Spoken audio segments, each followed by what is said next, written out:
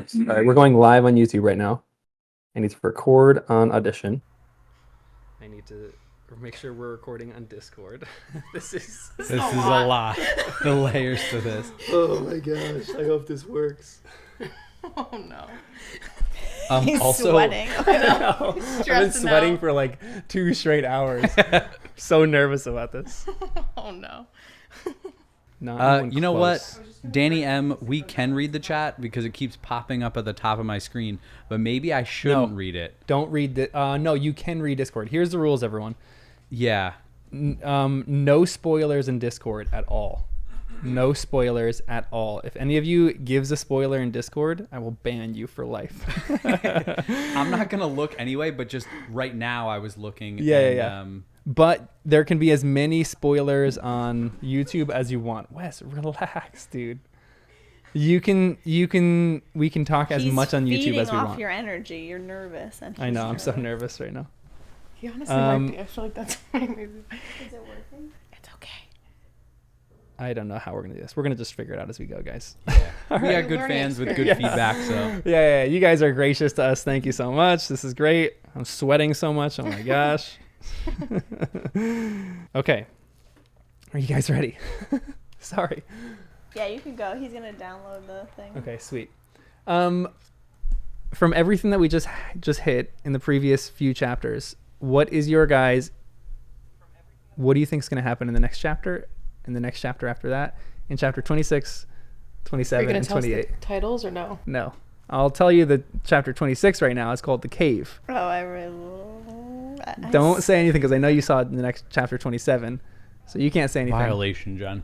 Why can't I look at chapter names? They don't mean anything. Because they do mean something. They mean a lot. And they shouldn't be the name. Well, I don't like reading the back cover either. YouTube is lower volume. I don't know why YouTube's lower volume right now at the moment. Give me a second, everyone. Test 1, 2. I kind of feel like the way the books were intended to be read, the way JK would have wanted it, is without knowing the chapter titles. Oh, I am hearing both. Now. That's because you're still listening in Discord. Yeah. So you can pop your headphones out a little bit. Well, I'm trying to... live right away, but then like 5 seconds later I hear him again. I don't know why. That doesn't make any sense to me. Maybe because... Oh, so I think it was because my mic was really close to the this mic was close to that mic. Oh, maybe you're right. So I think there was a little... Because I wasn't hearing it before. Yeah, but I wasn't. Danny was talking. I was like, wait, I hear him like live. Wait, but so then Danny, like say 5 something seconds. right now. Testing. Delay 1, 2, 3, 4, 5, 6, 7, 8. I think it's going to be... You're going to hear them slightly because their voices are going to pick up a tiny bit on my mic. Oh. And it shouldn't happen that much when we're... close and quiet. Like, just actually going live. I don't know. This is going to be all hell's going to break loose here, but... I know this is trippy, but we'll figure this out, guys. All right, everyone, screw Discord for a second. The next chapter is called The Cave. What's going to happen in the cave? You know what? I thought it was going to be a trap. I don't think it's going to be a trap anymore. Huh. Because at the end of the last podcast, I was like, they're going to get there, and Death Eater's going to be waiting, or it's going to be some kind of booby trap, or there's going to be a trigger that's going to get everyone to just get there. And I was like, you know what? Nah. I think they might get there, and they might actually destroy a Horcrux. Then something about the way the chapter ends is going to be more of a way we wouldn't anticipate. Like they're going to leave the cave, and then something happens. Or they get back to his office, and then like, I don't know, somebody's like waiting for him there. They got to run out and do something else urgent. I feel like something else is going to happen, but I don't know what.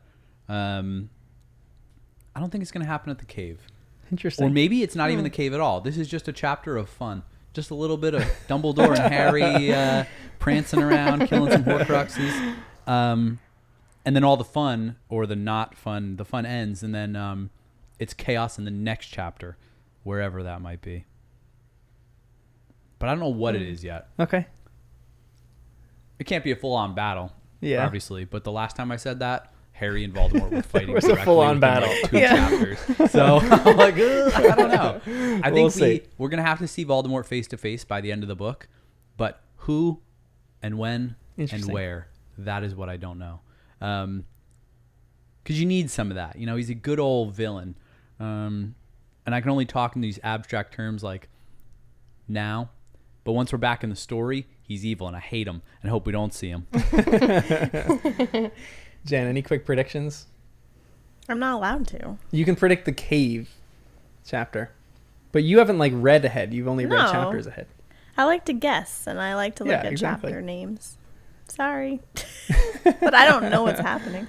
It's going to be your username. I was going to ask you, but then I don't want everyone to know which user you are. Yeah. So I can I put Jenny guess. Wobbles in there. Jenny Yeah, from the your block. favorite. Or it could be I something can't with your keep- name not even in there. Then you could be mysterious. And we might not even need you for Discord yet.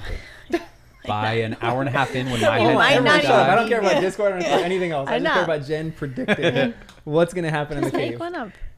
Oh. Maybe I kind of I don't know.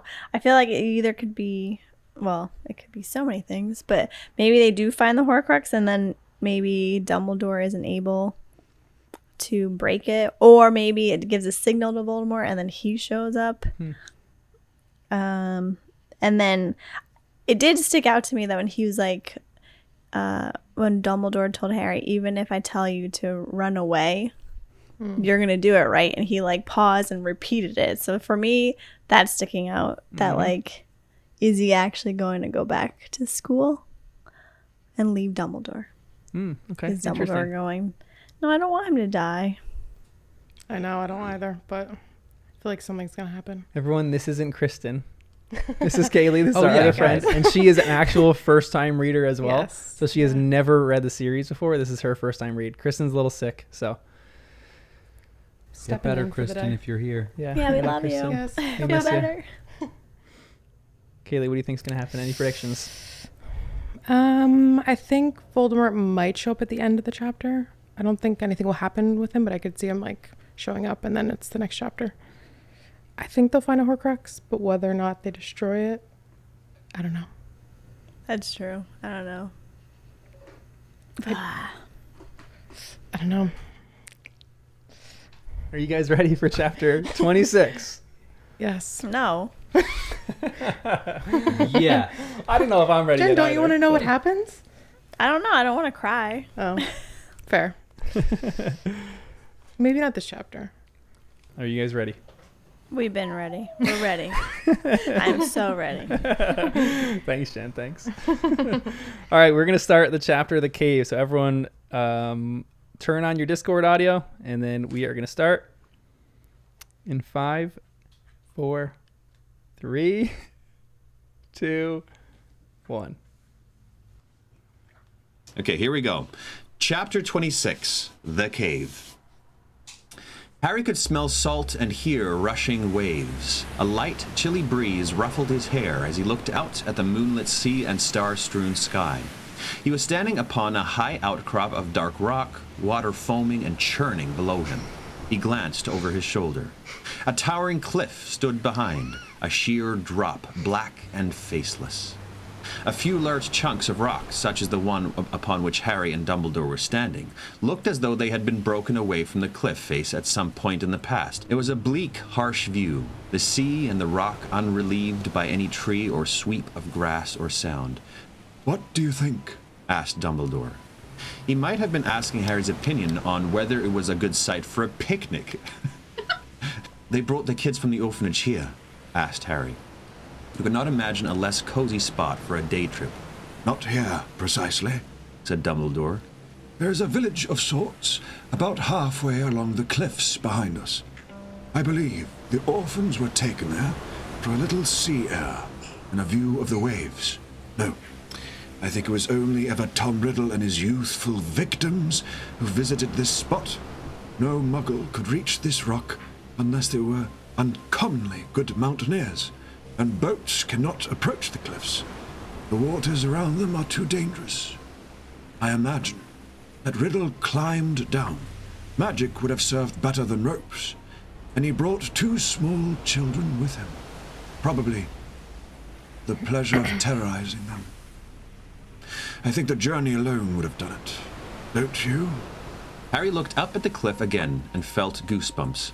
But his final destination, and ours lies a little further on. Come. Dumbledore beckoned Harry to the very edge of the rock, where a series of jagged niches that made footholds led down to boulders that lay half submerged in water and closer to the cliff. It was a treacherous descent, and Dumbledore, hampered slightly by his withered hand, moved slowly. The lower rocks were slippery with seawater. Harry could feel flecks of cold salt spray hitting his face. Lumos, said Dumbledore, as he reached the boulder closest to the cliff face. 1,000 flecks of golden light sparkled upon the dark surface of the water a few feet below where he crouched. The black wall of rock beside him was illuminated too. You see, said Dumbledore quietly, holding his wand a little higher. Harry saw a fissure in the cliff into which dark water was swirling. You will not object to getting a little wet? No, said Harry. Then take off your invisibility cloak. There's no need for it now. And let us take the plunge. And with the sudden agility of a much younger man, Dumbledore slid from the boulder, landed in the sea, and began to swim with a perfect breaststroke towards the dark slit in the rock face, his lit wand held in his teeth. Oh, so badass. Harry pulled off his cloak, stuffed it into his pocket, and followed. The water was icy. Harry's waterlogged clothes billowed around him and weighed him down. Taking deep breaths that filled his nostrils with a tang of salt and seaweed, he struck out for the shimmering, shrinking light, now moving deeper into the cliff. The fissure soon opened into a dark tunnel that Harry could tell would be filled with water at high tide. The slimy walls were barely 3 feet apart and glimmered like wet tar in the passing light of Dumbledore's wand. A little way in, the passageway curved to the left, and Harry saw that it extended far into the cliff. He continued to swim in Dumbledore's wake, the tips of his benumbed fingers brushing the rough, wet rock. Then he saw Dumbledore rising out of the water ahead, his silver hair and dark robes gleaming. Reached the spot, he found steps that led into a large cave. He clambered up them, water streaming from his soaking clothes, and emerged, shivering uncontrollably into the still and freezing air. Dumbledore was standing in the middle of the cave, his wand held high as he turned slowly on the spot, examining the walls and ceiling. Yes, this is the place, said Dumbledore. How can you tell? Harry spoke in a whisper.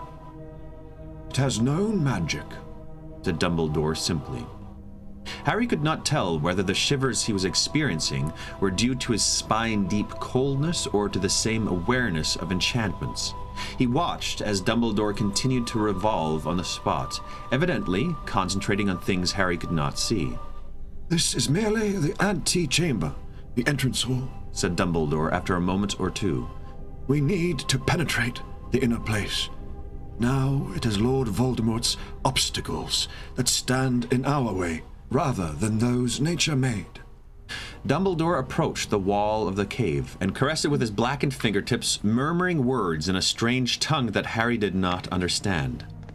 Twice Dumbledore walked right around the cave, touching as much of the rough rock as he could, occasionally pausing, running his fingers backwards and forwards over a particular spot, until finally he stopped, his hand pressed flat against the wall. Here, he said. We go on through here. The entrance is concealed.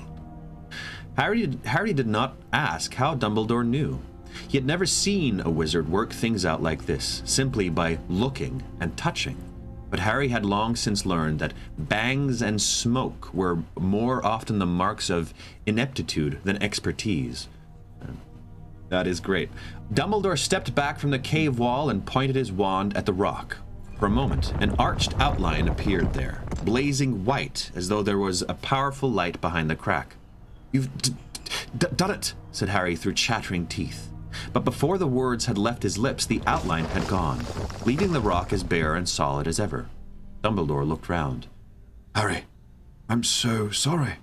I forgot, he said. He pointed his wand at Harry. At once, Harry's clothes were as warm and dry as if they had been hanging in front of a blazing fire. That's so nice. Thank you, said Harry gratefully. But Dumbledore had already turned his attention back to the solid cave wall. He did not try any more magic, but simply stood there staring at it intently, as though something extremely interesting was written on it. Harry stayed quite still. He did not want to break Dumbledore's concentration. Then, after 2 solid minutes, Dumbledore said quietly, Oh, surely not. So crude. "What is it, Professor?" I rather think, said Dumbledore, putting his uninjured hand inside his robes and drawing out a short silver knife of the kind Harry used to chop potion ingredients. that we are required to make payment to pass. "Payment?" said Harry. "You've got to give the door something?" Yes, said Dumbledore. blood, if I'm not much mistaken. "Blood?" I said blood, it was Danny. crude. said Dumbledore, who sounded disdainful, even disappointed, as though Voldemort had fallen short of the standards Dumbledore expected. The idea, as I am sure you will have gathered, is that your enemy must weaken himself or herself to enter. Once again, Lord Voldemort fails to grasp that there are much more terrible things than physical injury. "Yeah, but still, if you can avoid it," said Harry, who had experienced enough pain not to be keen for more. Sometimes, however, it is unavoidable. Said Dumbledore, shaking back the sleeve of his robes and exposing the forearm of his injured hands. "Professor!" protested Harry, hurrying forwards as Dumbledore raised his knife. I'll do it, He did not know what he was going to say. Younger? Fitter? But Dumbledore merely smiled. There was a flash of silver and a spurt of scarlet. The rock face was peppered with dark, glistening drops. Jeez. Ay, ay, ay. You are very kind, Harry, said Dumbledore, now passing the tip of his wand over the deep cut he had made in his own arm, so that it healed instantly, just as Snape had healed Malfoy's wounds. But your blood is worth more than mine. Ah, that seems to have done the trick, doesn't it? The blazing silver outline of an arch had appeared in the wall once more, and this time it did not fade away. The blood-spattered rock within it simply vanished, leaving an opening into what seemed total darkness. After me, I think. So good, said Dumbledore, and he walked through the archway with Harry on his heels, lighting his own wand hastily as he went. An eerie sight met their eyes. They were standing on the edge of a great black lake, so vast that Harry could not make out the distant banks. Whoa. In a cavern so high that the ceiling too was out of sight. That's crazy. That is huge. A misty greenish light shone far away in what looked like the middle of the lake. It was reflected in the completely still water below.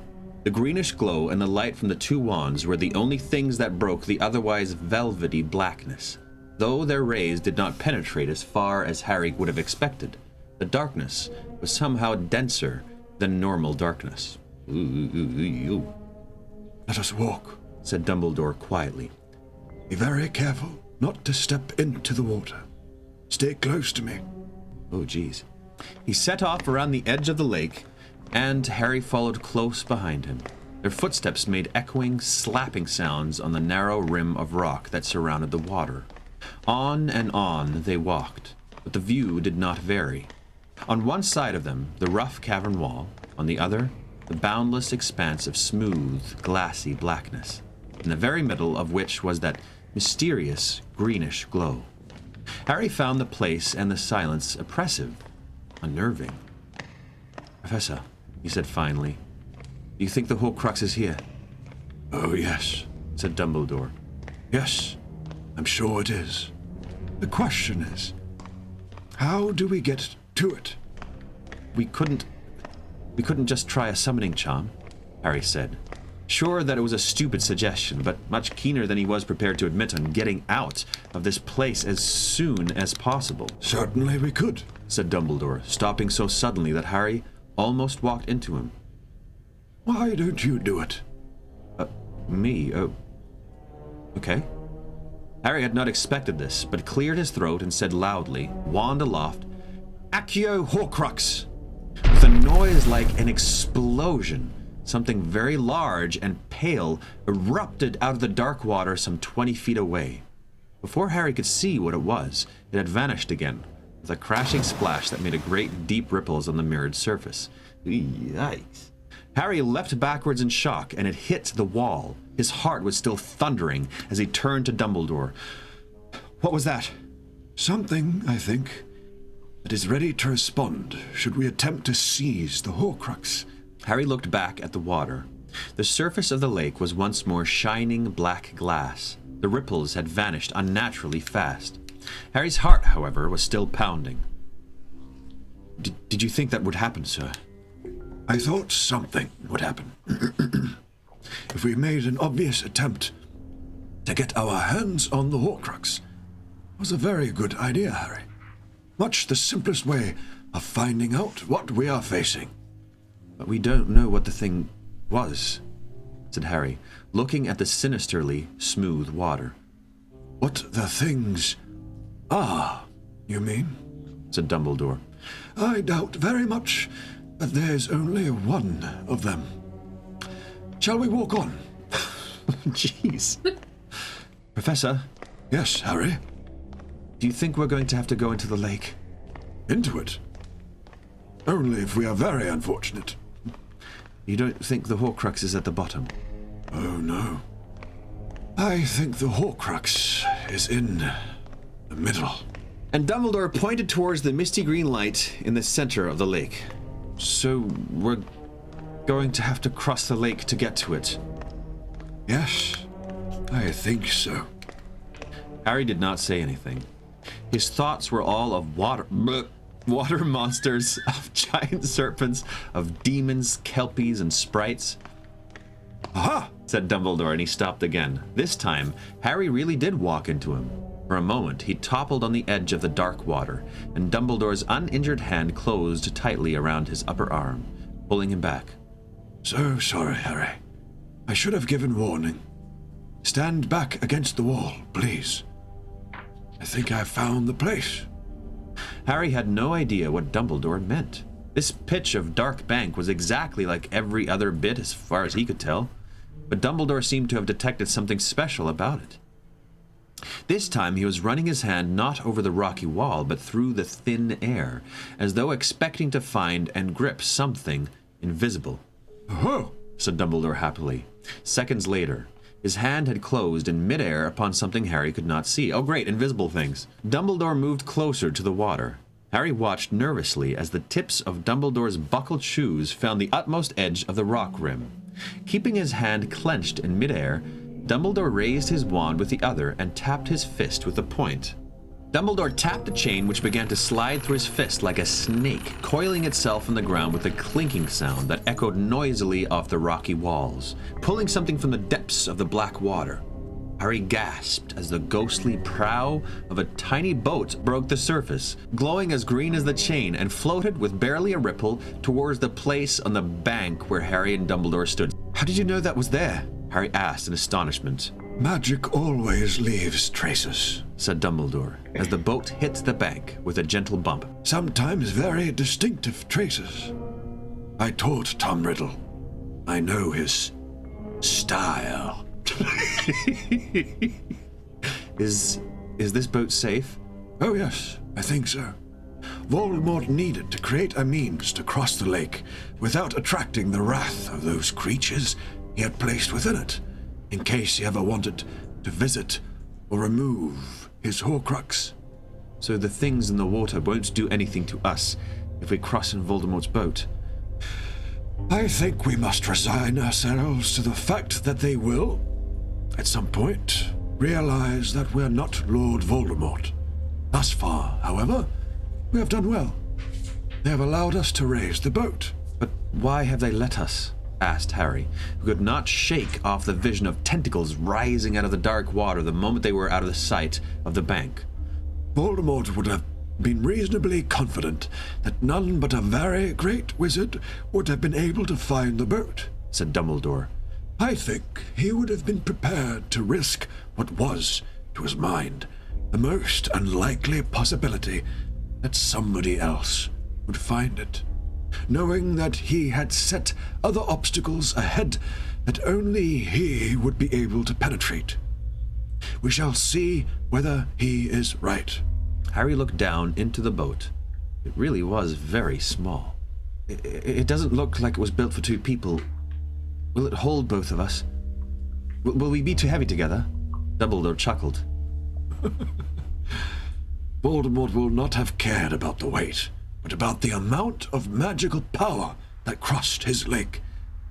I rather think an enchantment will have been placed upon this boat, so that only one wizard at a time will be able to sail in it. But then I do not think you will count, Harry. You are underage and unqualified.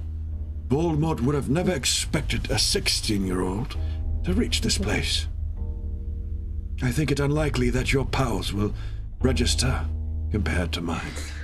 These words love did his nothing flex to raise there. Harry's morale. It's so good. Perhaps Dumbledore knew it, for he added, Voldemort's mistake, Harry. Voldemort's mistake. Age is foolish and forgetful, and it underestimates youth. Love that. Now, you first this time, and be careful not to touch water. Dumbledore stood aside and Harry climbed carefully into the boat. Dumbledore stepped in too, coiling the chain onto the floor. They were crammed in together. Harry could not comfortably sit, but crouched, his knees jutting over the edge of the boat. There was no sound other than the silken rustle of the boat's prow cleaving the water. It moved without their help, as though an invisible rope were pulling it onwards towards the light in the center. Soon they could no longer see the walls of the cavern. They might have been at sea, except that there were no waves. Harry looked down and saw the reflected gold of his wand light sparkling and glittering on the black water as they passed. The boat was carving deep ripples upon the glassy surface, grooves in the dark mirror. And then Harry saw it, marble white, floating inches below the surface. "Professor!" he said, and his startled voice echoed loudly over the silent water. Harry! "I think I saw a hand in the water. A human hand," Yes, I'm sure you did. said Dumbledore calmly. Harry stared down into the water, looking for the vanished hand, and a sick feeling rose in his throat. "So that thing that jumped out of the water." But Harry had his answer before Dumbledore could reply. The wand light had slid over a fresh patch of water and showed him, this time, a dead man lying face up inches beneath the surface. Ay. Ay, ay, ay.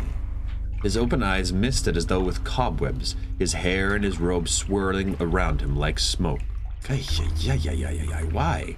What is this? What is this? Why is this necessary? Rowling. Why you do this? Why you do this to me? "There are bodies in here," said Harry, and his voice sounded much higher than usual and most unlike his own.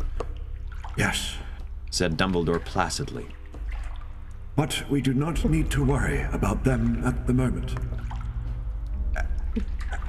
At the moment? Harry repeated, tearing his gaze from the water to look at Dumbledore. Not while they are merely drifting peacefully below us. Said Dumbledore. There is nothing to be feared from a body, Harry, any more than there is anything to be feared from the darkness. Lord Voldemort, who of course secretly fears both, disagrees. Once again, he reveals his own lack of wisdom. It is the unknown we fear when we look upon death and darkness. Nothing more. Ooh-wee. Little droplets of wisdom. Harry said nothing. He did not want to argue, but he found the idea that there were bodies floating around them and beneath them horrible. So do I, Harry! And what was more, he did not believe that they were not dangerous. "But one of them jumped," he said, trying to make his voice as level and calm as Dumbledore's. "When I tried to summon the Horcrux, a body leapt out of the lake." Yes, I'm sure that once we take the Horcrux, we shall find them less peaceable.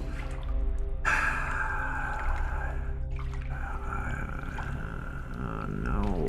However, like many creatures that dwell in cold and darkness, they fear light and warmth, which we shall therefore call to our aid should the need arise. Fire, Harry.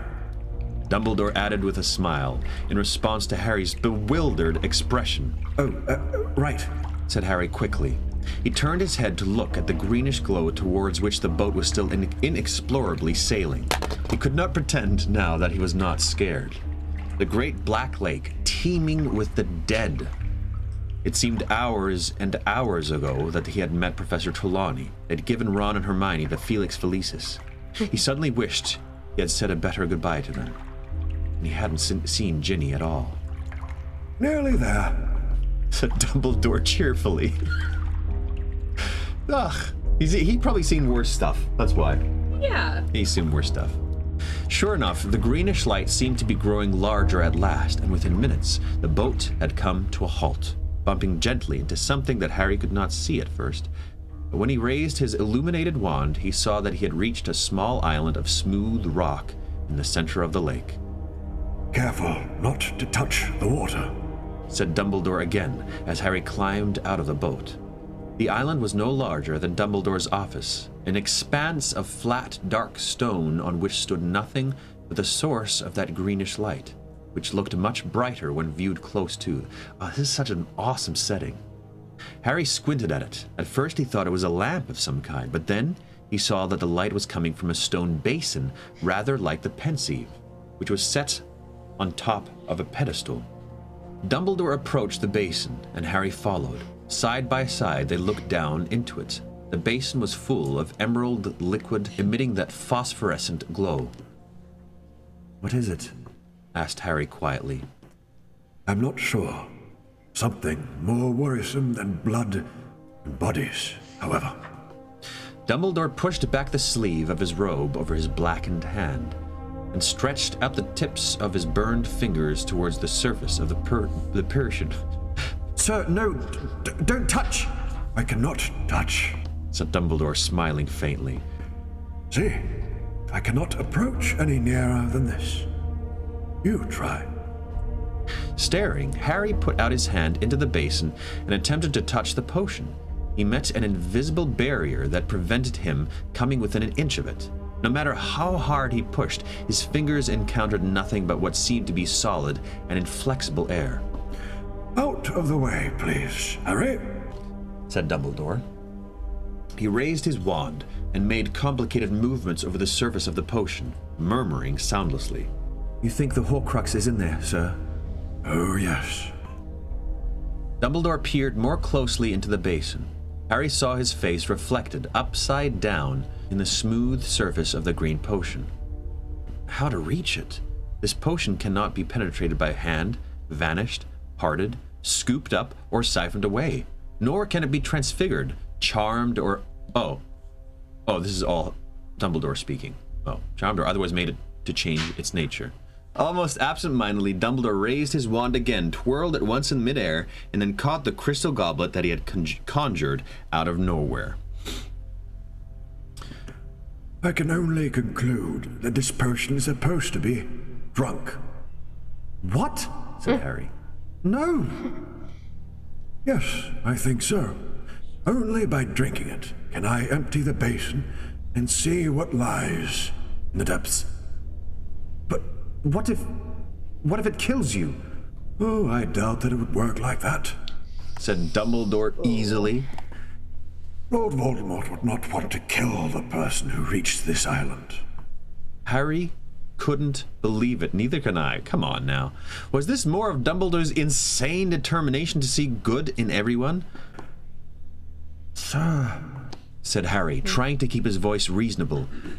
Sir, this is Voldemort. I'm sorry, Harry. I should have said he would not want immediately to kill the person who reached this island. Dumbledore corrected himself. He would want to keep them alive long enough to find out how they managed to penetrate so far through his defenses, and, most importantly of all, why they were so intent upon emptying the basin. Do not forget, Lord Voldemort believes that he alone knows about his Horcruxes. Harry made to speak again, but this time, Dumbledore raised his wand for silence, frowning slightly at the emerald liquid, evidently thinking hard. Undoubtedly, This potion must act in a way that will prevent me taking the Horcrux. It might paralyze me, cause me to forget what I am here for, create so much pain I am distracted, or render me incapable in some other way. This being the case, Harry, it will be your job to make sure I keep drinking. Even if you have to tip the potion to my protesting mouth. You understand? Oh, come on now. Hey, that was the deal. If Harry wanted to come on the adventure, Right. he had to agree to do whatever Dumbledore said. This is some dumb crap right here. Their eyes met over the basin, each pale face lit with a strange green light. Harry did not speak. Was this why he had been invited along? So that he could force feed Dumbledore a potion that might cause him unendurable pain? You remember Said Dumbledore. the condition on which I brought you with me. Harry hesitated, looking into the blue eyes that had turned green in the reflected eyes of the basin. But what if... You swore, did you not, to follow any command I gave you? Yes, but... I warned you, did I not, that there might be danger? Yes, but... Well then, Said Dumbledore, shaking back his sleeves once more and raising the empty goblet. you have my orders. he's so badass. Why can't I drink the potion instead?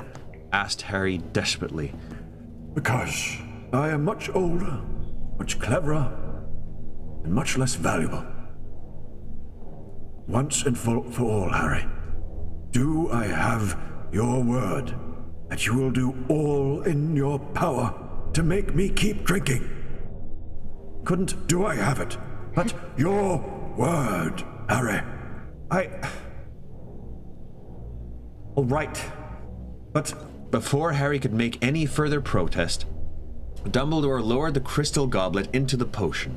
For a split second, Harry hoped that he would not be able to touch the potion with the goblet, but the crystal sank into the surface as nothing else had.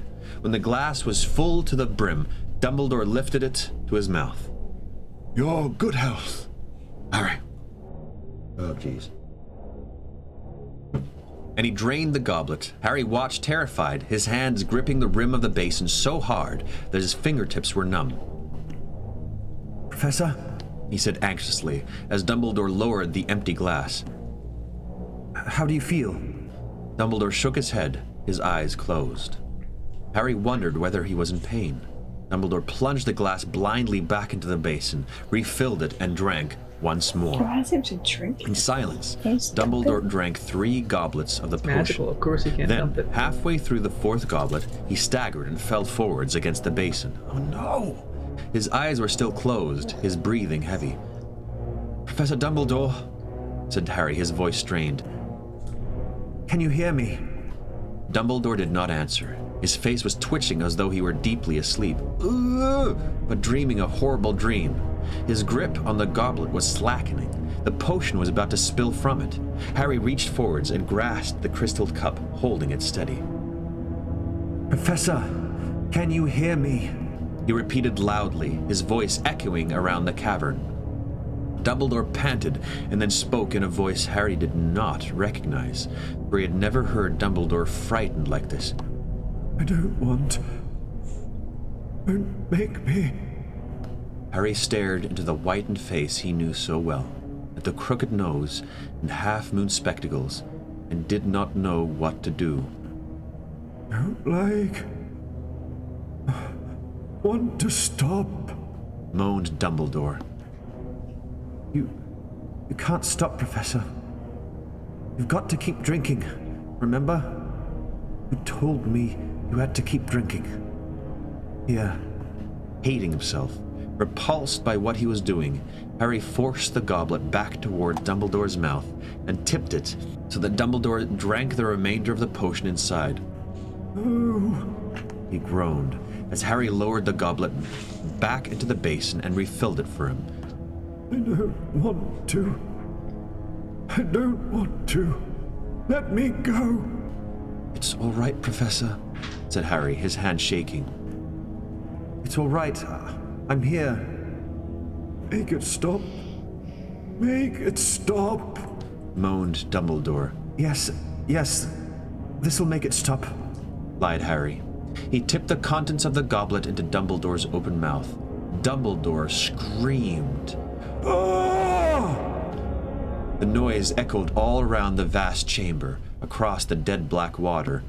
No. I can't. Don't make me. I don't want to.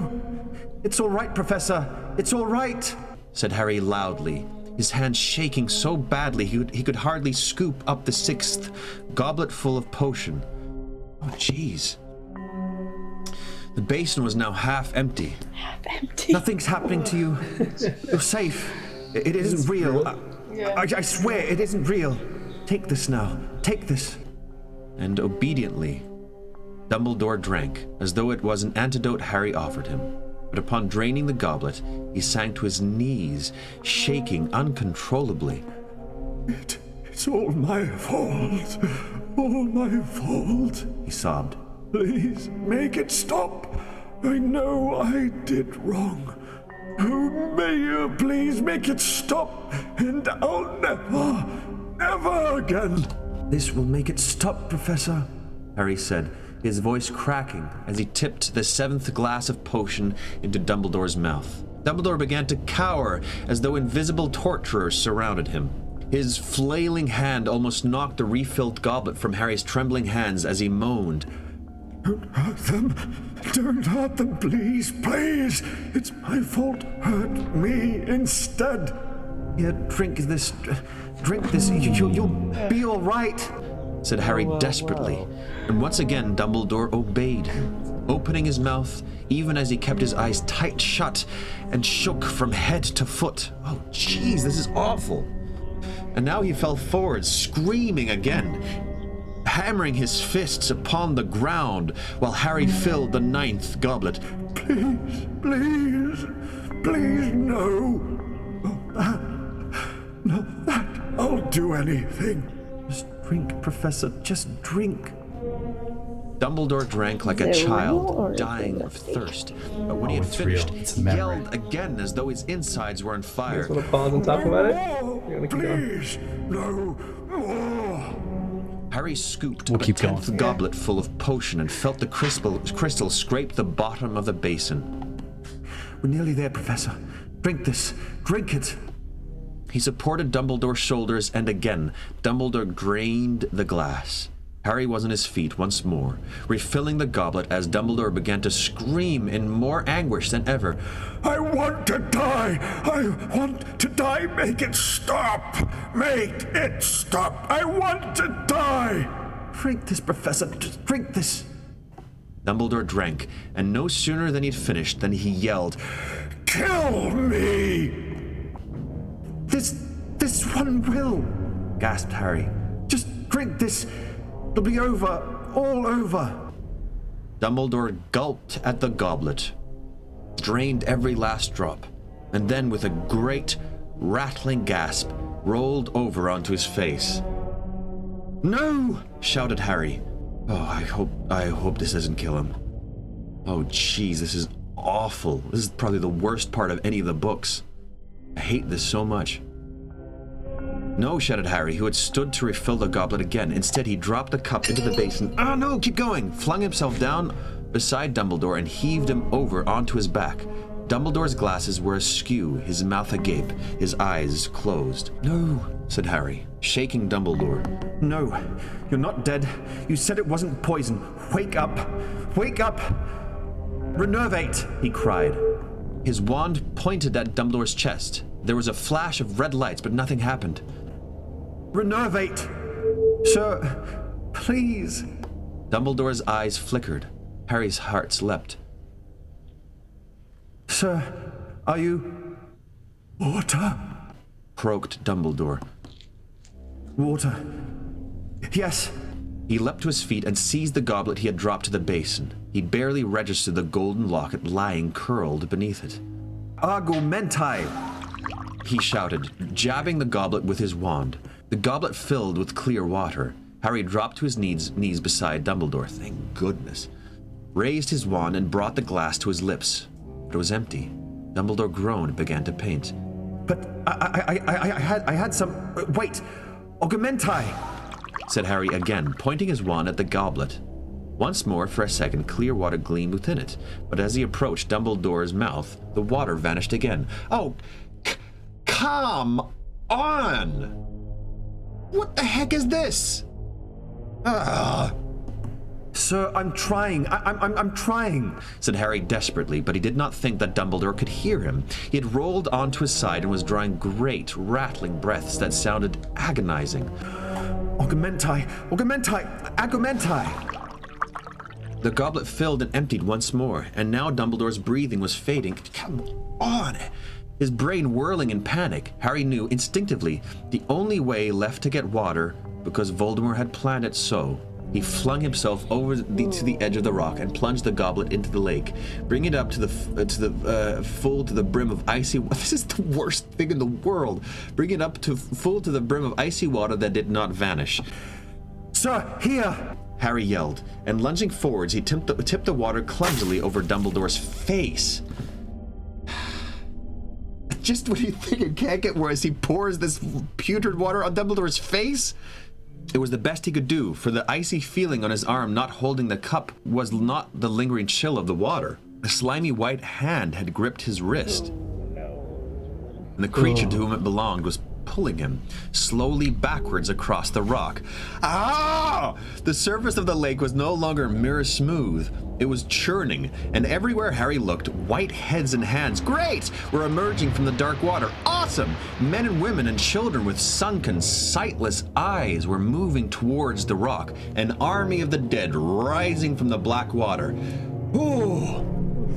Petrificus totalis, yelled Harry, terrifying, struggling to cling on to the smooth, soaked surface of the island as he pointed his wand at the inferius that had his arm. It released him, falling backwards into the water with a splash.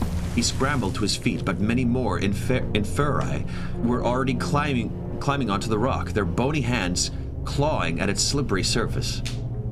Their blank, frosted eyes upon him. Trailing waterlogged rags, sunken faces leering.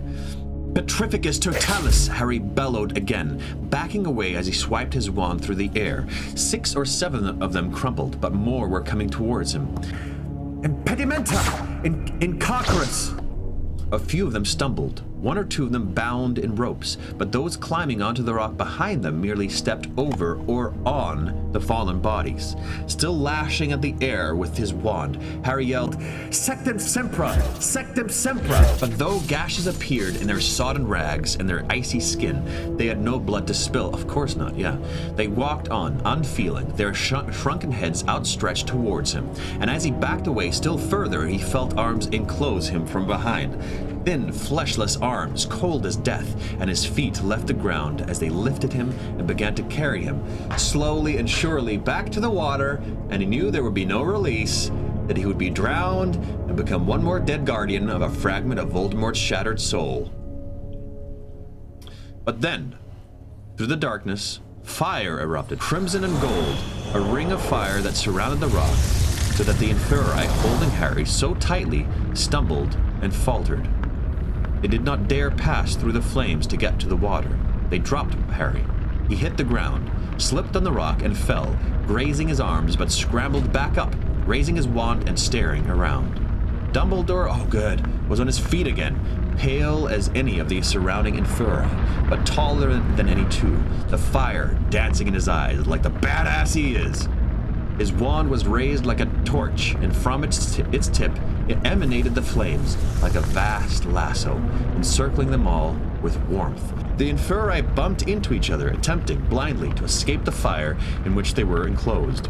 Dumbledore scooped the locket from the bottom of the stone basin and stowed it inside his robes. Wordlessly, he gestured to Harry to come to his side.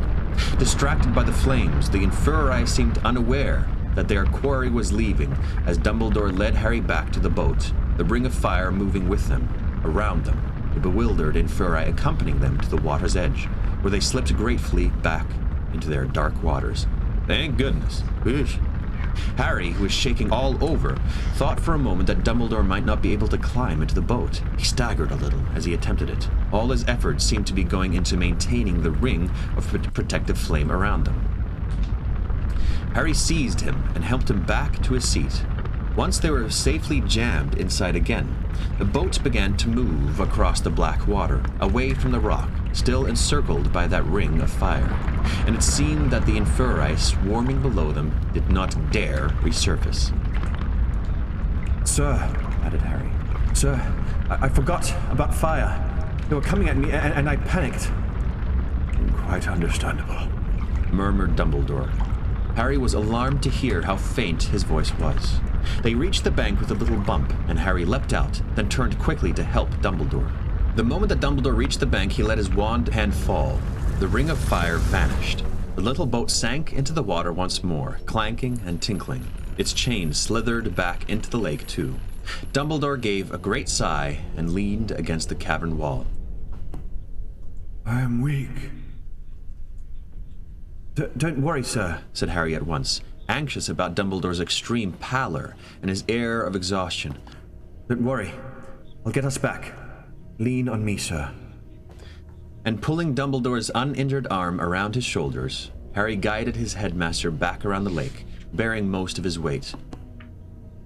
The protection was, after all, well designed, said Dumbledore faintly.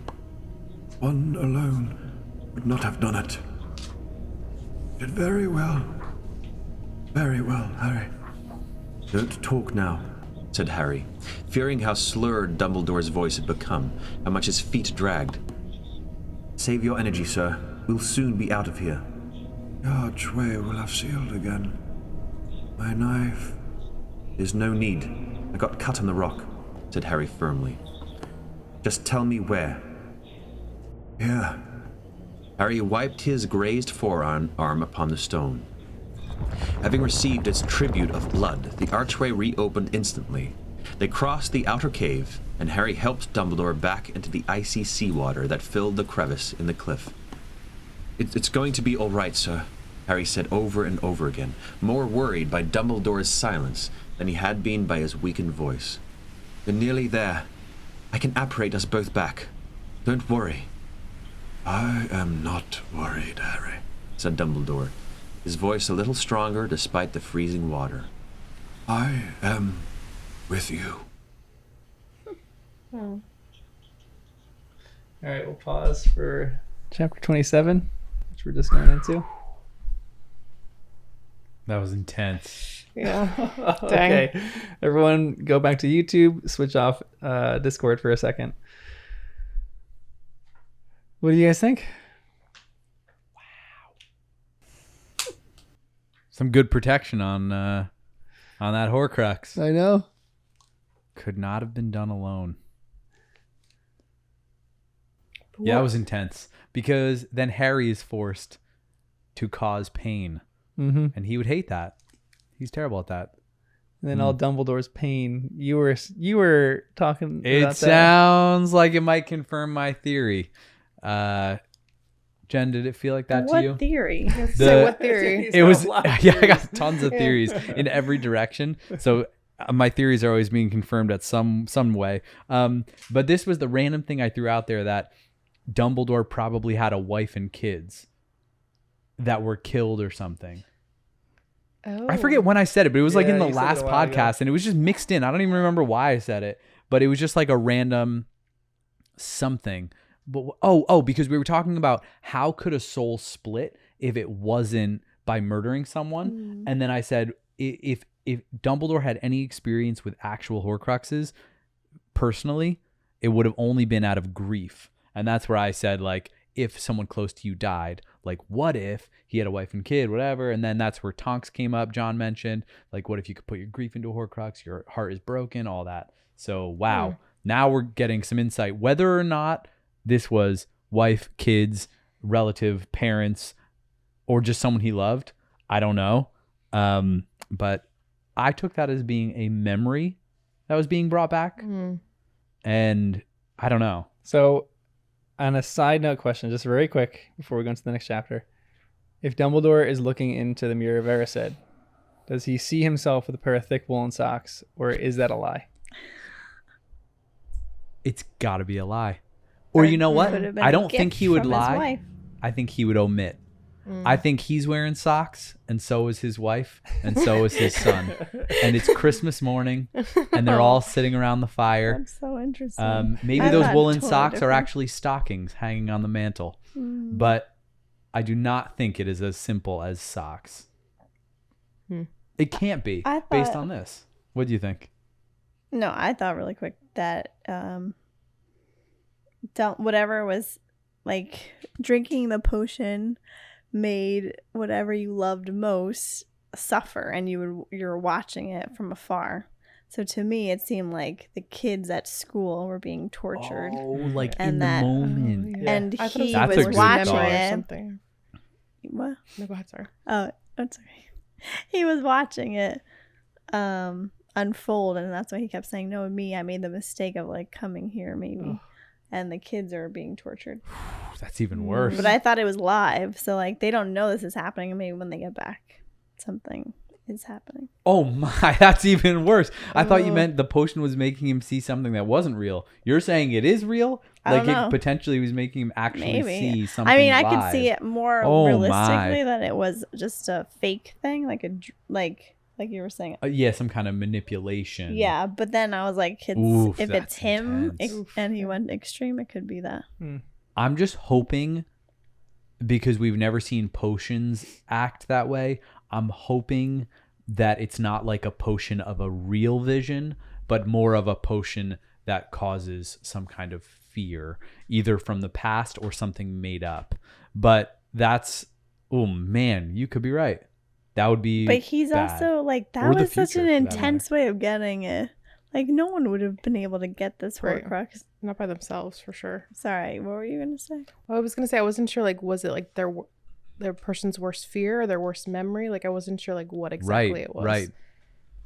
Because I could see both. Because it could be something like current, but I could also see like it's a past event that's like Yeah. was very traumatizing for him. Yeah. That's like coming back. But then it reminds me, then I was like, why doesn't he do a Patronus thing? Like, it reminded me of like a Dementor type thing. I wonder feel if- like Dumbledore should have given Harry a little bit more instruction He about said the fire. fire. I mean, he didn't He tell him said though. it. Like, I'm gonna tell you to But he tell knows me to he's got to stop. tell Harry like Slugs. 4 or 5 times, Yeah. you know? But Oh. Dumbledore doesn't repeat himself. He says something once, and then he assumes you just get it. Except for the part where he said, Harry, obey my orders. Yeah. He said that so Repeat many it. times. Yeah. And he did mention not to touch the water like twice, but that Yeah, but wasn't he enough for had Harry. to. But Yeah. what else is he gonna do for that? Because Right. Voldemort He's asking designed it for that water. way. It's like a maze Voldemort that did Voldemort design it that way, but I think Harry still messed up, right? Because But what could he did have he? done? Well, did he need the water? Dumbledore? Yes. You think the water was necessary to bring Dumbledore back? Have you ever? When was the thirstiest that you've ever been? And then Oh, I you're remember just that. sitting there. It was not good. And you're sitting in the terrible. side, and all you need is Yeah. water, and you get water, and you're rejuvenated. Yeah, all right, it's fair.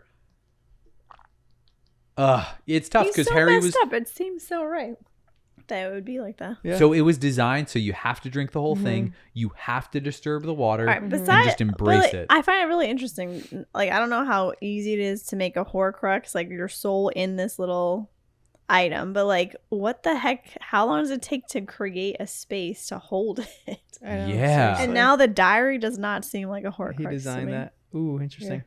Only because it feels too too minor easy, compared to yeah. this. Although then again, at the time, a basilisk didn't seem minor to us. Yep. That seems that's as fair. intense as an army of inferi. That's not where the diary was. Not actually, but like it was all So, no. connected because the diary was seeming like it wanted to bring itself. Because like think of it this way, like the diary, Lucius was supposed to bring it to school, right, to Hogwarts, and the diary wanted to get into the chamber. Like the diary knew that's where it belonged. So when it manipulated Ginny, the whole goal was to get into the chamber. So I think that's where Voldemort imagined the diary ending up. Yeah. As It- its resting place. It was But- more of a weapon itself too. Right. So it could defend itself a little with wits, Yeah. like it did against Ginny, like it would against many normal wizards, I imagine. So you don't think that anybody else could have, like, this is maybe a scary question. all the inferi, those aren't people who have attempted to get this Horcrux. I don't know. That's where I was. There's a lot of But them. people know about it. And women and That children? many? Right? Yeah, for sure. It seems like he just Like people collected he his kills. killings and Yeah. put them Yeah. in a He pond. killed. Oh yeah, that's what I think. So he didn't just go to local graveyards and scoop some bodies. That's why I You still think get this this is might have fake? been- Might might have been a that, gravedigger. like, That's And why did he I spread them around to his other Horcruxes? Or was this just the... Was this the now Big it makes Mama sense Jama? why Inferi kept being brought up. I know. Yeah. It's so funny, all these details of like the scenery. I'm like, get to the point. I don't care. Like But it the matters later. clouds and the. Yeah. JK must be a Lord of the Aw. Rings fan. Yeah. There were a couple little references to The Lord of the Rock. Rings in Everyone here. was talking about that in stream. I'm literally like, oh, don't touch This the is all the, water, Dead Marshes Speak friend and chapter. enter, the Yeah, Dead exactly. Marshes, the whole thing. I was like, this is Most people great. think this is their most heavily Tolkien-inspired chapter. Oh, so good. And even I'm picturing the does look Balrog like it, falling too. on the big Yeah. old underground lake. Anyways, whole thing. I know. That's But fair. very, really good. Um, yeah, you guys liked it so far? Yeah. Ready What's for gonna the happen next? next? I don't know. Any other points in this? Where do you think we're going from here? I don't know. Darker Voldemort has to and show darker. I didn't some expect it point. to I be don't so know. hard to get the actual Horcrux. I know it's Dumbledore. But then I thought it also, was gonna be how hard like- is it to destroy a Horcrux? Is it a whole process? Dumbledore put it in his cloak instead Wait, of this destroying is it the on the gold spot. locket from his mom, is what it seems like too. It is. That's what it seems It like. seems Mm. right. Okay. Like that would be his it. mom's locket. Yeah. Okay, I'm ready. Oh boy. All right, ready for chapter 27, guys? Yeah, that was Yep. Which one am I intense. supposed- You guys know what this chapter is called? No. Danny? What, this chapter? With the chapter 27. We're Yeah, I going to mean, chapter now I do. 27. What The is it? lightning struck tower. All right, you guys ready? What do you think Do this you one's going to be remember about? that's from? What? You don't remember where that's from? Yeah, you do. Trelawney. Trelawney. Prediction. What did she say? I got Said nothing. that something Jen, bad's I'm not gonna We'll enough of a happen. see. nerd We'll as you. see. Catch me Jen, up. just keep it. We'll see. All right, What you the guys ready? heck? I'm not. It was in the chapter. I know, you're right, but I'm like, it was in a I'm prediction? just I don't very remember excited that. for this chapter. As Oh, well. because it was it when she was in the hallway talking about stuff? Yeah. When he was on his way up. Okay, let's go. Let's just hit it. Lightning Wow. struck chapter. Wow, Lightning I struck remember chat I can't hear tower. anything. No, it's Yeah, we're not playing playing it. that. We're not playing okay. yet. I'm gonna unmute myself. All right, we good? I think Yes. we're good. Yeah, I don't We're think good. I don't hear myself, so You we're have to good. get closer to me. Oh, sorry. I'll Aw. scooch closer. I don't mind. This was the ticket the whole time. Danny was just messing with his mic. It didn't work. Oh man, sorry guys. I gotta get real close to you. All right, you guys ready? The lightning struck tower chapter 27. Here we go. Everyone. Oh, my. 5, 4, 3, 2, 1. Chapter 27. The lightning struck tower. Once back under the starry sky, Harry heaved Dumbledore onto the top of the nearest boulder and then to his feet. Sodden and shivering, Dumbledore's weight still upon him, Harry concentrated harder than he'd ever done upon his destination, Hogsmeade. Closing his eyes, gripping Dumbledore's arm as tightly as he could, he stepped forwards into that feeling of horrible compression. He knew it had worked before he opened his eyes. The smell of salt, the sea breeze, had gone. He and Dumbledore were shivering and dripping in the middle of a dark high street in Hogsmeade. For one horrible moment, Harry's imagination showed him more inferi creeping towards him around the side of the shops, but he blinked and saw that nothing was stirring. All was still, the darkness complete, but for a few street lamps and lit upper windows. "We did it, Professor," Harry whispered with difficulty. He suddenly realized that he had a searing stitch in his chest. "We did it! We got the Horcrux!" Dumbledore staggered against him. For a moment, Harry thought that his inexpert apparition had thrown Dumbledore off balance. Then he saw his face, paler and damper than ever, in the distant light of a street lamp. "Sir, are you all right?" I've been better. said Dumbledore weakly, though the corners of his mouth twitched. That potion was no health drink. He's still joking now. And to Harry's horror, Dumbledore sank onto the ground. "Sir, it's okay, sir. You're going to be all right. Don't worry." He looked around desperately for help. but there was nobody to be seen, and all he could think was that he must somehow get Dumbledore quickly to the hospital wing. We need to get you up to the school, sir. Madam Pomfrey. No, said Dumbledore. it is Professor Snape whom I need. But I do not think I can walk very far just yet. Right, so listen. I'm going to knock on a door, find a place you can stay. Then I can run and get Madam... Severus, said Dumbledore clearly. I need Severus. All right then, Snape. But I'm going to have to leave you for a moment so I can... Before Harry could make a move, however, he heard running footsteps. His heart leapt. Somebody had seen. Somebody knew they needed help. And looked around, he saw Madame Rosmerta scurrying down the dark street towards them on high-heeled, fluffy slippers, wearing a silk dressing gown embroidered with dragons. I saw you apparate as I was pulling my bedroom curtains. Oh, thank goodness, thank goodness. I couldn't think what's wrong with Albus? She came to a halt, panting, and stared down, wide-eyed, at Dumbledore. He's hurt, said Harry. Madame Rosmerta, can you come into the Three Broomsticks while I go up to the school and get help for him? You can't go up there alone. Don't you realize? Haven't you seen?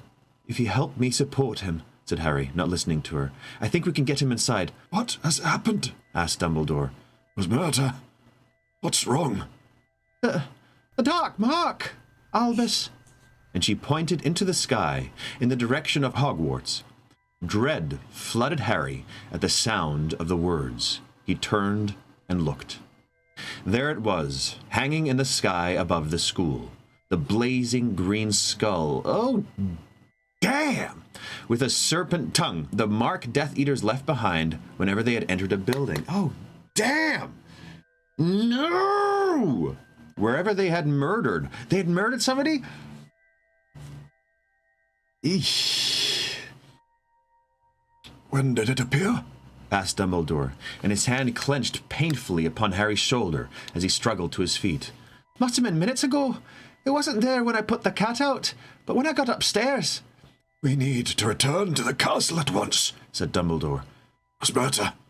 And though he staggered a little, he seemed wholly in command of the situation. We need transport. Brooms. I've got a couple behind the bar, she said, looking very frightened. Shall I run and fetch? No, Harry can do it. Harry raised his wand at once. Accio Rosmerta's brooms. A second later, they heard a loud bang as the front door of the pub burst open. Two brooms had shot out into the street and were racing each other to Harry's side, where they stopped dead, quivering slightly at waist height. Rosmerta, please send a message to the Ministry, said Dumbledore, as he mounted the broom nearest him. It might be that nobody within Hogwarts has yet realized anything is wrong. Harry, put on your invisibility cloak. Harry pulled his cloak out of his pocket and threw it over himself before mounting his broom. Madame Rosmerta was already tottering back towards her pub as Harry and Dumbledore kicked off from the ground and rose up into the air. As they sped towards the castle, Harry glanced sideways at Dumbledore, ready to grab him should he fall. But the sight of the dark mark seemed to have acted upon Dumbledore like a stimulant. He was bent low over his broom, his eyes fixed upon the mark, his long silver hair and beard flying behind him in the night air. And Harry, too, looked ahead at the skull, and fear swelled inside him like a venomous bubble, compressing his lungs, driving all other discomfort from his mind. How long had they been away? Had Ron, Hermione, and Ginny's luck run out by now? Was it one of them who had caused the mark to be set over the school? Or was it Neville? Or Luna? Or some other member of the DA? And if it was, he was the one who had told them to patrol the corridors. He asked them to leave the safety of their beds. Would he be responsible again for the death of a friend? As they flew over the dark, twisting lane down which they had walked earlier, Harry heard, over the whistling of the night air in his ears, Dumbledore muttering in some strange language again. He thought he understood why as he felt his broom shudder for a moment when they flew over the boundary wall into the grounds. Dumbledore was undoing the enchantments he himself had set around the castle so that they could enter at speed. The dark mark was glittering directly above the astronomy tower, the highest of the castle. Did that mean the death had occurred there? Dumbledore had already crossed this crenellated ramparts and was dismounting. Harry landed next to him seconds later and looked around. The ramparts were deserted. The door to the spiral staircase that led back into the castle was closed. There was no sign of a struggle, of a fight to the death, of a body. What does this mean? Harry asked Dumbledore, looking up at the green skull with its serpent's tongue glinting evilly above them. Is it the real mark? Has someone definitely been... Professor? In the dim green glow from the mark, Harry saw Dumbledore clutching at his chest with his blackened hand. Go and wake Severus, said Dumbledore faintly but clearly. Tell him what has happened and bring him to me. Do nothing else. Speak to nobody else. And do not remove your cloak. I shall wait here.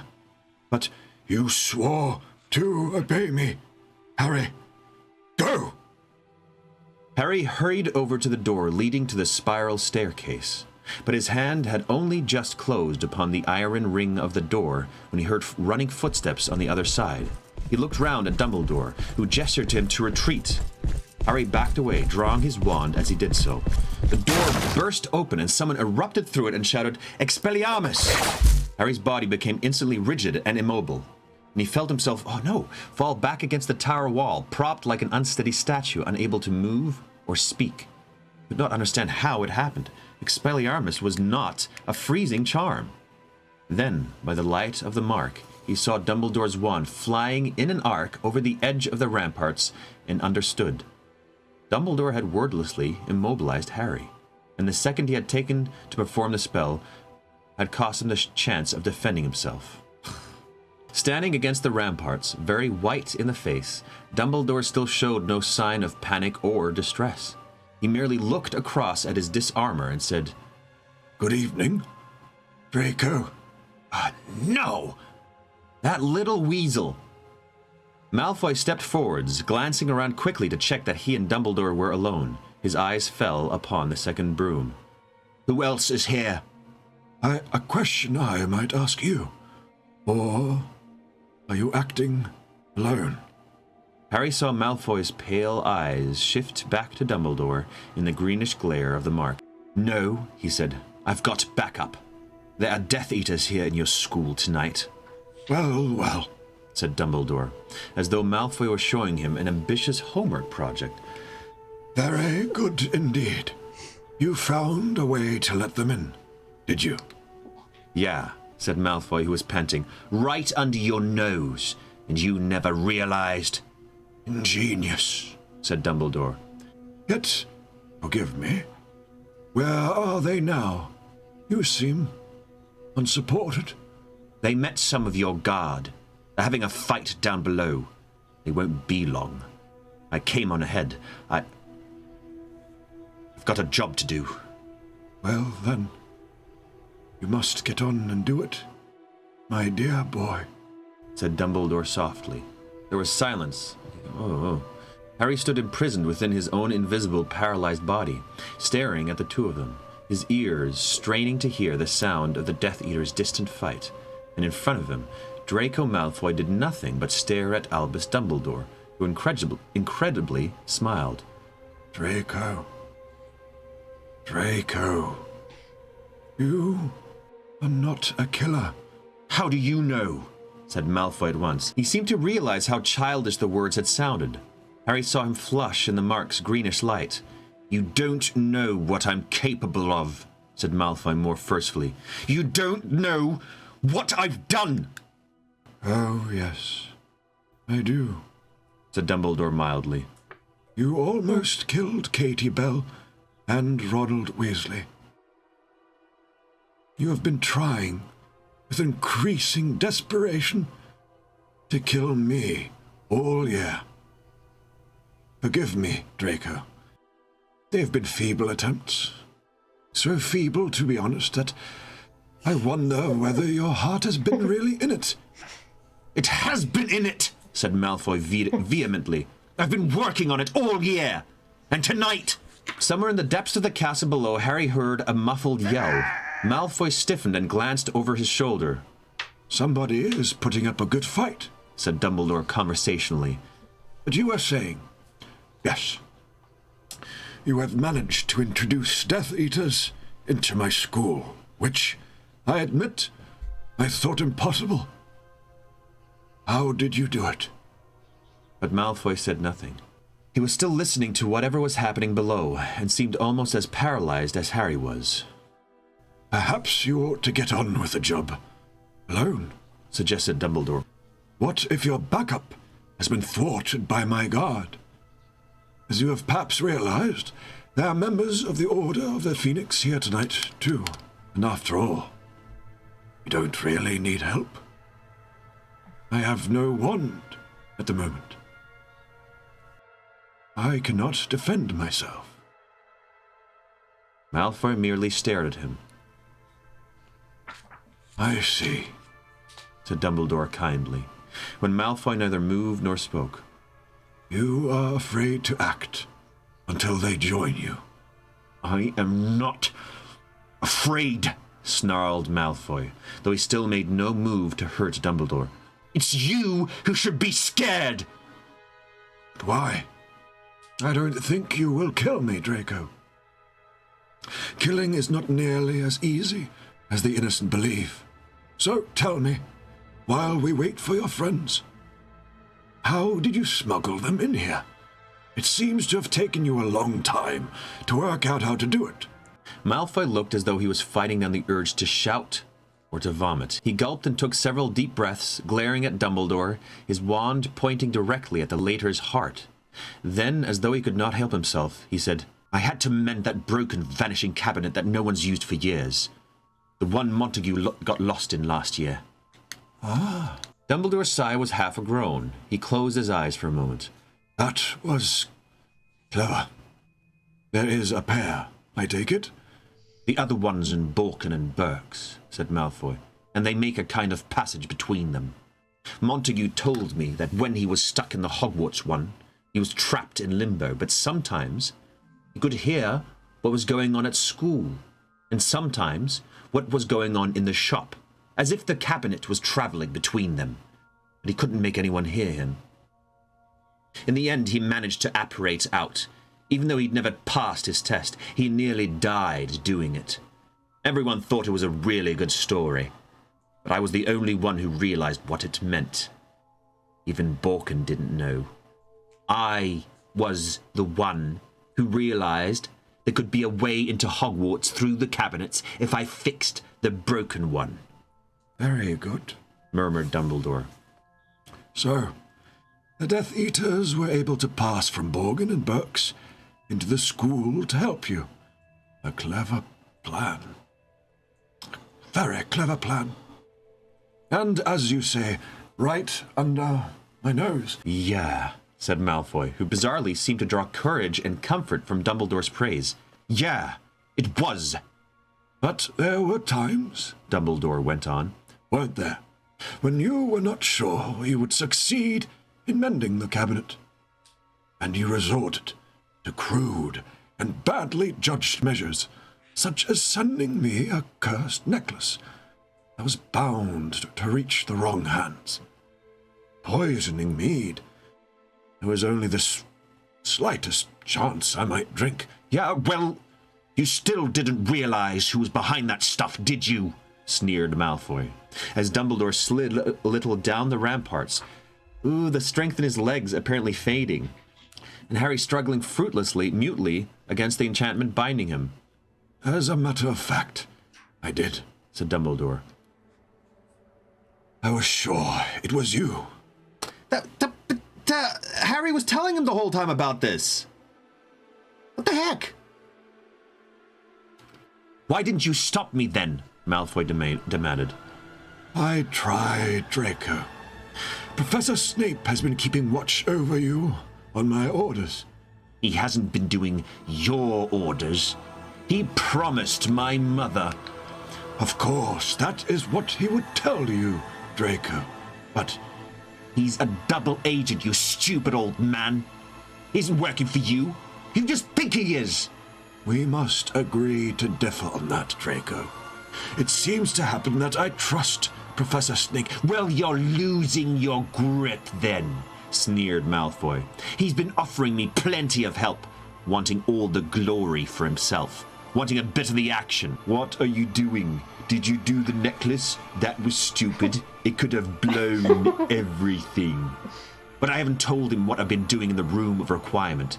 He's going to wake up tomorrow, and it'll all be over.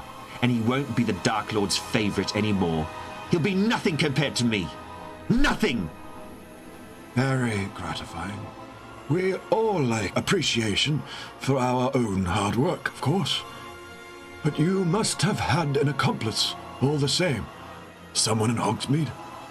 Someone who was able to slip Katie thither. Dumbledore closed his eyes again and nodded, as though he's about to fall asleep. Of course. It was murder. How long has she been under the Imperious curse? Got there at last. Have you? Malfoy taunted. There was another yell from below, rather louder than the last. Malfoy looked nervously over his shoulder again, and back at Dumbledore, who went on. So, poor Rosemerta was forced to lurk in her own bathroom and pass that necklace to any Hogwarts student who entered the room unaccompanied. And the poisoned mead. Well, naturally, Rosemerta was able to poison it for you before she sent the bottle to Slughorn, believing that it was to be my Christmas present.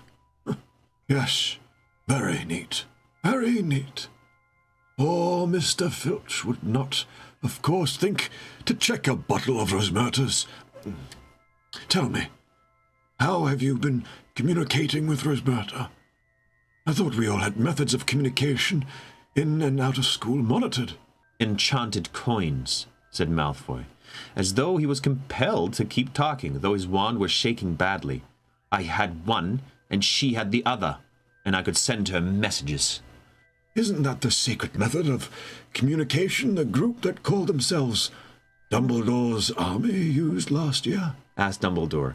His voice was light and conversational, but Harry saw him slip an inch lower down the wall as he said it. Oh, come on. Yeah, I got the idea from them, said Malfoy with a twisted smile. I got the idea of poisoning the mead from the Mudblood Granger as well. I heard her talking in the library about Filch not recognizing potions. Please do not use that offensive word in front of me, said Dumbledore. Malfoy gave a harsh laugh. You care about me saying mudblood when I'm about to kill you? Yes, I do, said Dumbledore. And Harry saw his feet slide a little upon the floor as he struggled to remain upright. But as for being about to kill me, Draco, you have had several long minutes now. We are quite alone. I am more defenseless than you can have dreamed of finding me, and still you have not acted. Malfoy's mouth contorted involuntarily, as though he tasted something very bitter. Now, about tonight, Dumbledore went on. I am a little puzzled about how it happened. You knew that I'd left the school, but of course, he answered his own question. Rosemerta saw me leaving. She tipped you off using your ingenious coins, I'm sure. That's right, said Malfoy. But she said you were just going for a drink. You'd be back. Well, I certainly did have a drink.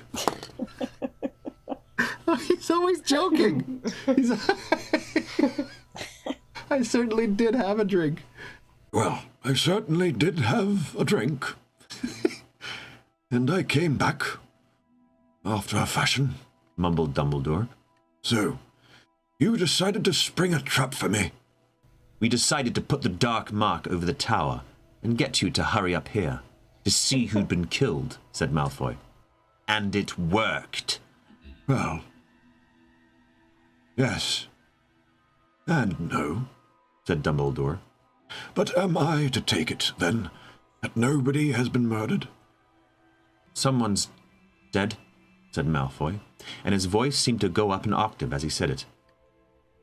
one of your people. I don't know who. It was dark. I stepped over the body. I was supposed to be waiting up here when you got back, and your phoenix lot got in the way. Yes, they do that, said Dumbledore. There was a bang and shouts from below, louder than ever.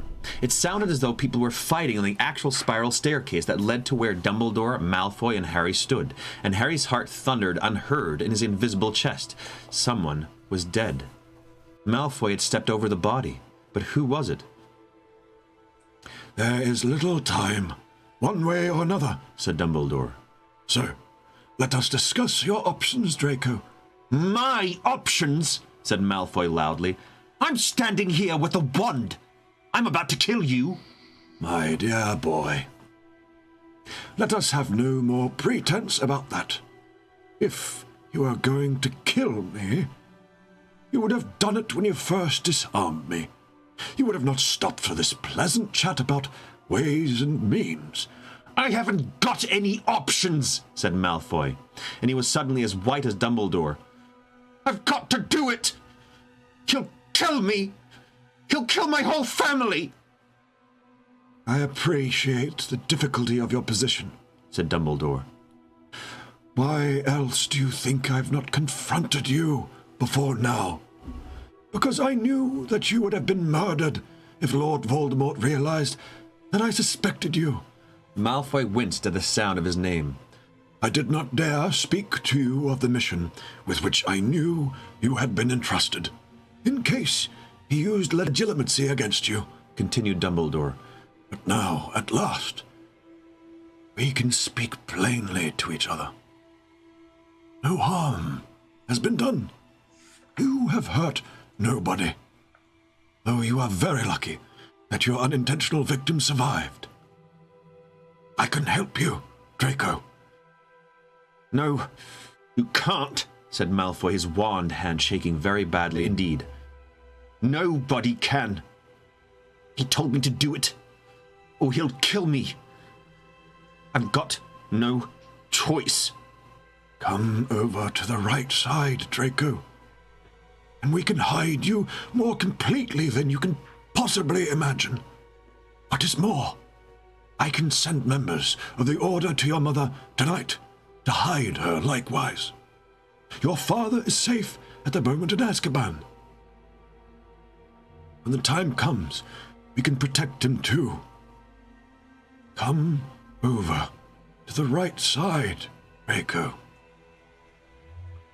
You are not a killer. Ugh. Malfoy stared at Dumbledore. But I got this far, didn't I? He said slowly. They thought I'd die in the attempt. But I'm here. And you're in my power. I'm the one with the wand. You're at my mercy. Oh, Draco, said Dumbledore quietly. It is my mercy, and not yours, that matters now. Jeez. Malfoy did not speak. His mouth was open, his wand hand still trembling. Harry thought he saw it drop by a fraction. But suddenly, footsteps were thundering up the stairs, and a second later, Malfoy was buffeted out of the way as 4 people in black robes burst through the door onto the ramparts. Still paralyzed, his eyes staring unblinkingly, Harry gazed in terror upon the 4 strangers. It seemed the Death Eaters had won the fight below. A lumpy-looking man with an odd lopsided leer gave a wheezing giggle. Dumbledore! Cornered! He said, and he turned to a stocky little woman who looked as though she could be his sister, and was grinning eagerly. Dumbledore wandless? Dumbledore alone? Well done, Draco. Well done. Good evening, Amicus. The woman gave an angry little titter. Think your little jokes will help you on your deathbed, then? She jeered. Jokes? No. These are manners. What? He's always so badass, replied Dumbledore. Do it, said the stranger standing nearest Harry, a big, rangy man with matted gray hair and whiskers. whose black Death Eater's robes looked uncomfortably tight. He had a voice like none that Harry had ever heard. A rasping bark of a voice. Harry could smell a powerful mixture of dirt, sweat, and unmistakably, of blood coming from him. His filthy hands had long, yellowish nails. Is that you, Fenrir? Oh, damn, it's the werewolf. It's the werewolf, asked Dumbledore. That's right, rasped the others. Pleased to see me, Dumbledore. No, I cannot say that I am. Fenrir Greyback grinned, showing pointed teeth. Blood trickled down his chin, and he licked his lips slowly, obscenely. Do you know how much I like kids, Dumbledore? Am I to take that you are attacking even without the full moon now? This is most unusual. You have developed a taste for human flesh and cannot be satisfied once a month. That's right, said Greyback. Shocks you, that, does it, Dumbledore? Frightens you? Well, I cannot pretend it does not disgust me a little, said Dumbledore. And, yes, I'm a little shocked that Draco here invited you, of all people, into the school where his friends live. I didn't, breathed Malfoy. He was not looking at Greyback. He did not seem to want to even glance at him. I didn't know he was going to come. I wouldn't want to miss a trip to Hogwarts, Dumbledore, grasped Greyback. Not when there are throats to be ripped out. Delicious. Delicious. And he raised a yellow fingernail and picked at his front teeth, leering at Dumbledore. I could do for yours after, Dumbledore. No, said the fourth Death Eater sharply. He had a heavy, brutal-looking face. We've got orders. Draco's got to do it. Now, Draco, and quickly. Malfoy was showing less resolution than ever. He looked terrified as he stared into Dumbledore's face, which was even paler and rather lower than usual, as he had slid so far down the rampart wall. How is he going to get out of this? He's not for this world anyway, if you ask me, said the lopsided man to the accompaniment of his sister's wheezing giggles. Look at him. What's happened to you then, Dumby? Oh, weaker resistance, slower reflexes. Amicus, said Dumbledore. Old age, in short. One day, perhaps, it will happen to you. If you are lucky. What's that mean, then? What's that mean? Yelled the Death Eater, suddenly violent. Always the same, weren't you, Dumby? Talking and doing nothing. Nothing. I don't even know why the Dark Lord's bothered to kill you. Come on, Draco, do it! But at the moment there were renewed sounds of scuffling from below, and a voice shouted, "They've blocked the stairs! Reducto! Reducto!" Harry's heart leapt. So these four had not eliminated all opposition, but merely broken through the fight to the top of the shower, and by the sound of it, tower, not the shower. By the sound of it, created a barrier behind them. A brutal face. "No, Draco! Quickly!" said the brutal man face angrily. But Malfoy's hand was shaking so badly that he could barely aim. "I'll do it," snarled Greyback, moving towards Dumbledore with his hands outstretched, his teeth bared. "I said no," shouted the brutal-faced man. There was a flash of light, and the werewolf was blasted out of the way. That's one gone. Good. He hit the ramparts and staggered, looking furious. Harry's heart was hammering so hard. And he's immobile. It seemed impossible that nobody could hear him standing there, imprisoned by Dumbledore's spell.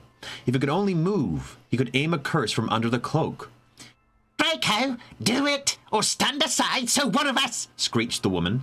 But at that precise moment, the door to the ramparts burst open once more, and there stood Snape. Yes! His wand clutched in his hand as his black eyes swept the scene.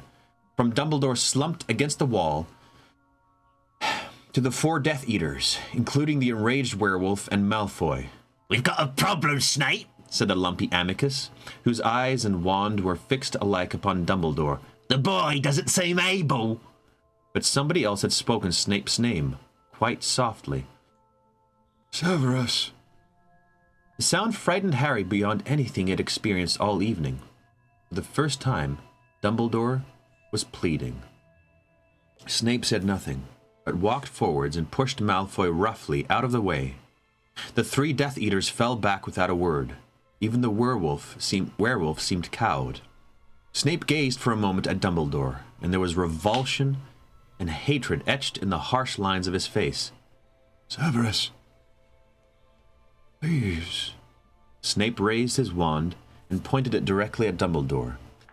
Avada Kedavra! A jet of green light shot from the end of Snape's wand and hit Dumbledore squarely in the chest. Harry's scream of horror never left him. Silent and unmoving, he was forced to watch as Dumbledore was blasted into the air.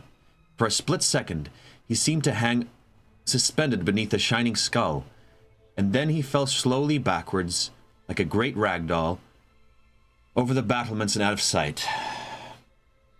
I got goosebumps. What? Is he dead? I hope not. What the? This is crazy. What's going on? Oh my goodness.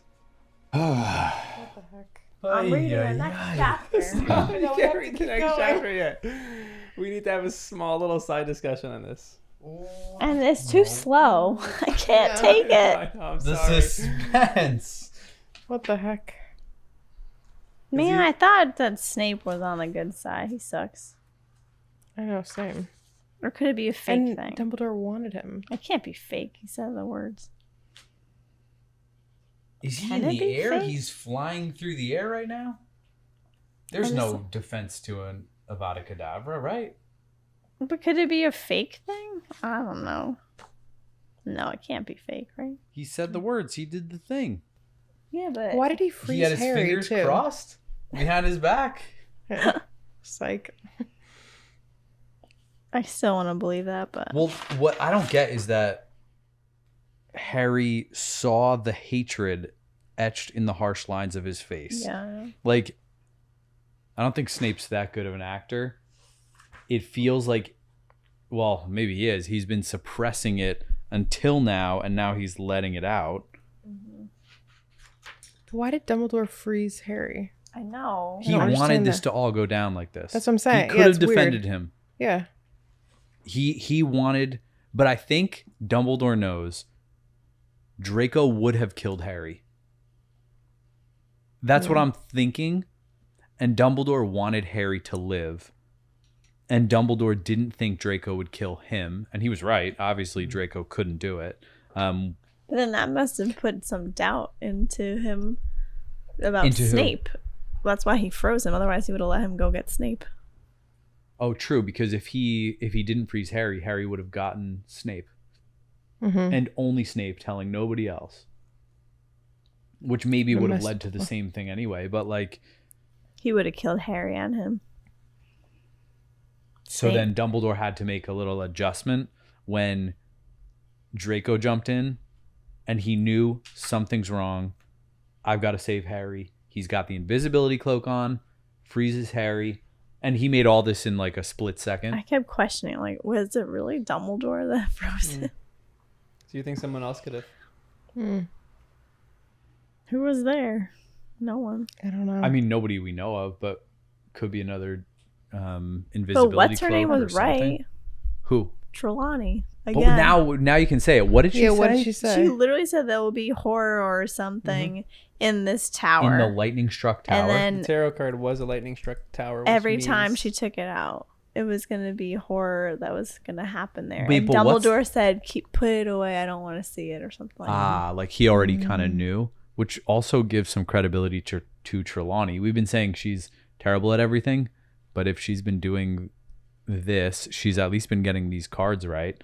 But wait, this tower was struck by lightning, or it's just saying because it's the highest tower, it gets It struck was- by lightning? No, it was something like there will just be terror or horror or something was going to happen to this tower. And she mentioned it a few times. I keep bringing it up to him and he keeps saying to Right. stop. So he probably knew his death sentence, maybe. There's no rain. But could There's he- no lightning. Is that like a giant I don't know, go defibrillator back to the chapter. on See. Dumbledore as he's in the air outside? Oh, you're talking about this part And now. I'm wondering, is this all part of Dumbledore's plan? Like, did he plan this? Because he just told Draco, like, we could fake your death, make Voldemort think you're dead, and like. It sounds like he was ready to like come up with something, and like you said, Draco Or wasn't maybe going to with do it. Snape, too.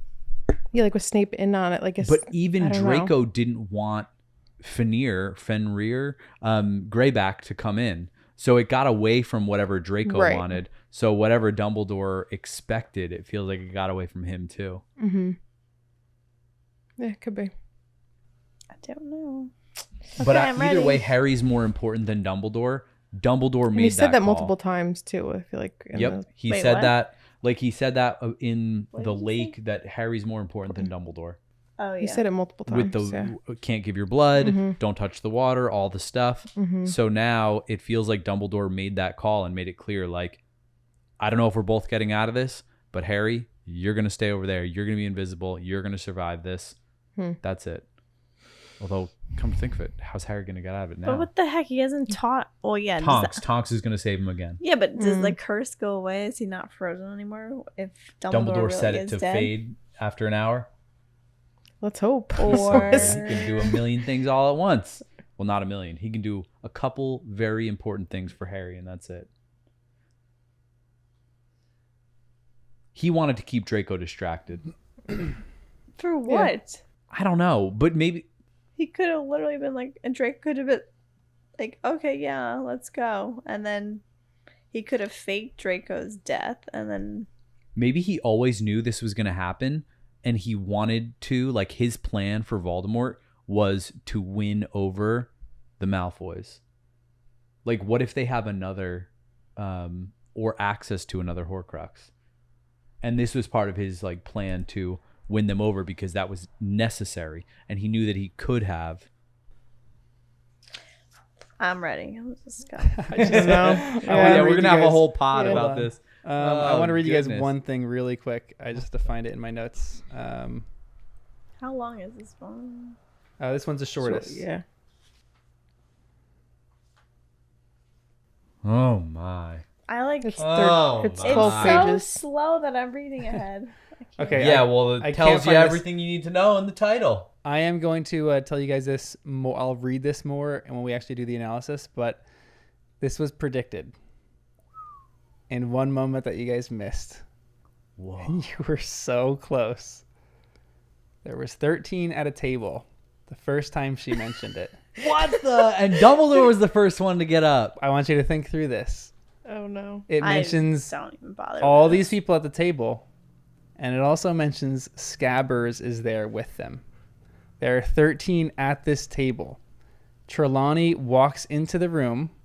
It says Dumbledore rises to greet her. Oh my! It says rises. It I specifically says he refuse to go back and rises read to it, greet so her. I'm glad I didn't. But oh, She doesn't know that Scabbers is a human. So she goes and sits down. There are 14 at the table now. Now that's when you thought Ron or Harry was going to die first because they were the first to rise at a 14-person table. But when But really, Dumbledore in got reality, up, it was 13 people. It was 13 people Then at the Trelawney table. sits down, made it 14 people, and then no other I don't person even was remember going to this die. table. Yeah. This was the original one In where it was Prisoner like of Christmas Azkaban. break, and they were the only people at the school. This is where Trelawney first said 13 at a table. So she's been on point Yeah. for a long time. Yeah. Wow. All right. Who You guys would've ready? Is Dumbledore, do you think he's Oof. dead? Well, you just I don't like want him to kinda be. 13 confirmed at a table. it. He's dead. You're so You know, not annoying. necessarily. He could actually come back, and then nobody else from that table will die until Just put the your end of the book. headphone in. All right. This one's the shortest chapter. You can theorize 22 all minutes. night. All right, Yeah. everyone. He's We still are alive. He's we're gotta going be. back to our Discord. We did predict this, or at least I did. Okay, I'm unmuting myself. We'll see you guys in Discord. Playing in 5, 4, 3, 2, 1. Chapter 28, Flight of the Prince. Harry felt as though he too were hurtling through space. It had not happened. It could not have happened. Out of here. Quickly, said Snape. He seized Malfoy by the scruff of the neck and forced him through the door ahead of the rest. Greyback and the squat brother and sister followed. the latter both panting excitedly. As they vanished through the door, Harry realized he could move again. What was now holding him paralyzed against the wall was not magic, but horror and shock. He threw the invisibility cloak aside as the brutal-faced Death Eater, last to leave the tower top, was disappearing through the door. Petrificus totalis! The Death Eater buckled as though hit in the back with something solid, and fell to the ground, rigid as a waxwork, but he had barely hit the floor when Harry was clambering over him and running down the darkened staircase. Terror tore at Harry's heart. He had to get to Dumbledore and he had to catch Snape. Somehow the two things were linked. He could reverse what had happened if he had both of them together. Dumbledore could not have died. He leapt the last 10 steps of the spiral staircase and stopped where he landed, his wand raised. The dimly lit corridor was full of dust. Half the ceiling seemed to have fallen in, and a battle was raging before him. More intense music now, for sure. But even as he attempted to make out who was fighting whom, he heard the hated voice shout, "It's over! Time to go!" and saw Snape disappearing around the corner at the far end of the corridor. He and Malfoy seemed to have forced their way through the fight unscathed. As Harry plunged after them, one of the fighters detached himself from the fray and flew at him. It was the werewolf, Greyback. Oh, damn! He was on top of Harry before Harry could raise his wand. Harry fell backwards, with filthy, matted hair in his face, the stench of sweat and blood filling his nose and mouth, hot, greedy breath at his throat. Petrificus totalis! Harry felt Greyback collapse against him. With a stupendous effort, he pushed the werewolf off and onto the floor as a jet of green light came flying towards him. He ducked and ran headfirst into the fight. His feet met something squashy and slippery on the floor, and he stumbled. There were two bodies lying there, lying face down in a pool of blood. But there was no time to investigate. Oh, jeez. Harry now saw red hair flying like flames in front of him. Ginny was locked in combat with the lumpy Death Eater, Amicus, who was throwing hex after hex at her while she dodged them. Amicus was giggling, enjoying the sport. Crucio! Crucio! You can't dance forever, pretty! Impedimenta! Yelled Harry. His jinx hit Amicus in the chest. He gave a pig-like squeal of pain, was lifted off his feet and slammed into the opposite wall, slid down it and fell out of sight behind Ron, Professor McGonagall, and Lupin. Oh, wow. Each of whom was battling a separate Death Eater. Beyond them, Harry saw Tonks fighting an enormous blonde wizard who was sending curses flying in all directions, so that they ricocheted off the walls around them, or cracking stones, shattering the nearest window. Harry, where did you come from? Ginny cried. But there was no time to answer her. He put his head down and sprinted forwards, narrowly avoiding a blast that erupted over his head, showering them all in bits of wall. Snape must not escape. He must catch up with Snape. "Take that!" shouted Professor McGonagall, and Harry glimpsed the female Death Eater, Alecto, sprinting away down the corridor with her hands over her head, her brother right behind her. Harry launched himself after them, but his foot caught on something, and next moment he was lying across someone's legs. Looking around, he saw Neville's pale, round face flat against the floor. Neville, are you all right? Muttered Neville, That would have been who was too clutching his much. stomach. Harry, Snape, Malfoy ran past. I know, I'm on it, said Harry, aiming a hex from the floor at the enormous blonde Death Eater who was causing most of the chaos. The man gave a howl of pain as the spell hit him in the face. Nice. He wheeled around, staggered, and then pounded away after the brother and sister. Harry scrambled up from the floor and began to sprint along the corridor, ignoring the bangs issuing from behind him, the yells of the others to come back, and the mute call of the figures on the ground, whose fate he did not yet know. He skidded... Oh, man, this is absolutely nuts. He skidded around the corner, his trainers slippery with blood. Snape had an immense head start. Was it possible that he had already entered the cabinet in the room of requirement, or had the Order made steps to secure it, to prevent the Death Eaters retreating that way? He could hear nothing but his own pounding feet, his own hammering heart, as he sprinted along the next empty corridor, but then spotted a bloody footprint which showed that at least one of the fleeing Death Eaters was heading towards the front doors. Perhaps the room of requirements was indeed blocked.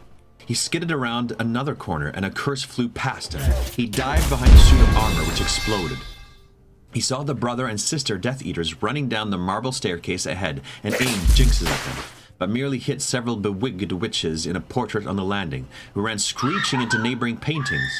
As he leapt over the wreckage of armor, Harry heard more shouts and screams. Jeez. Other people within the castle seemed to have awoken. He pelted towards a shortcut, hoping to overtake the brother and sister and close in on Snape and Malfoy, who must surely have reached the grounds by now. Remembering to leap the vanishing step halfway down the concealed staircase, he burst through a tapestry at the bottom and out into a corridor where a number of bewildered and pajama-clad Hufflepuffs stood. Harry, we heard a noise and someone said something about the Dark Mark, began Ernie Macmillan. Out of the way! Yelled Harry, knocking two boys aside as he sprinted towards the landing and down the remainder of the marble staircase.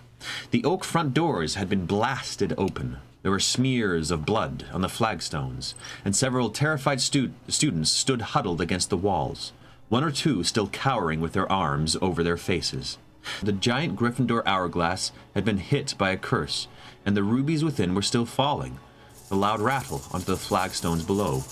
Harry flew across the entrance hall and out into the dark grounds. He could just make out three figures racing across the lawn, heading for the gates beyond which they could disapparate. By the looks of them, the huge blonde Death Eater and, some way ahead of him, Snape and Malfoy. The cold night air ripped at Harry's lungs as he tore after them. He saw a flash of light in the distance that momentarily silhouetted his quarry. He did not know what it was, but continued to run, not yet near enough to get a good aim with a curse. Another flash, shouts, retaliatory jets of light, and Harry understood. Hagrid had emerged from his cabin and was trying to stop the Death Eaters escaping. Oh, damn. And though every breath seemed to shred his lungs and the stitch in his chest was like fire, Harry sped up as an unbidden voice in his voice said, "Not Hagrid. Not Hagrid too." Something caught Harry hard in the smalls of the back, and he fell forwards, his face smacking on the ground. No! Blood pouring out of both nostrils. He knew, even as he rolled over, his wand ready, that the brother and sister he had overtaken using his shortcut were closing in behind him. "Impedimenta!" he yelled as he rolled over again, crouching close to the dark ground, and miraculously his jinx hit one of them, nice, who stumbled and fell, tripping up the other. Awesome. Harry leapt to his feet and sprinted on after Snape. Yes, I am stressed. I'm reading faster than usual because what is gonna happen? Harry leapt to his feet and sprinted on after Snape. And now he saw the vast outline of Hagrid, illuminated by the light of the crescent moon revealed suddenly from behind clouds.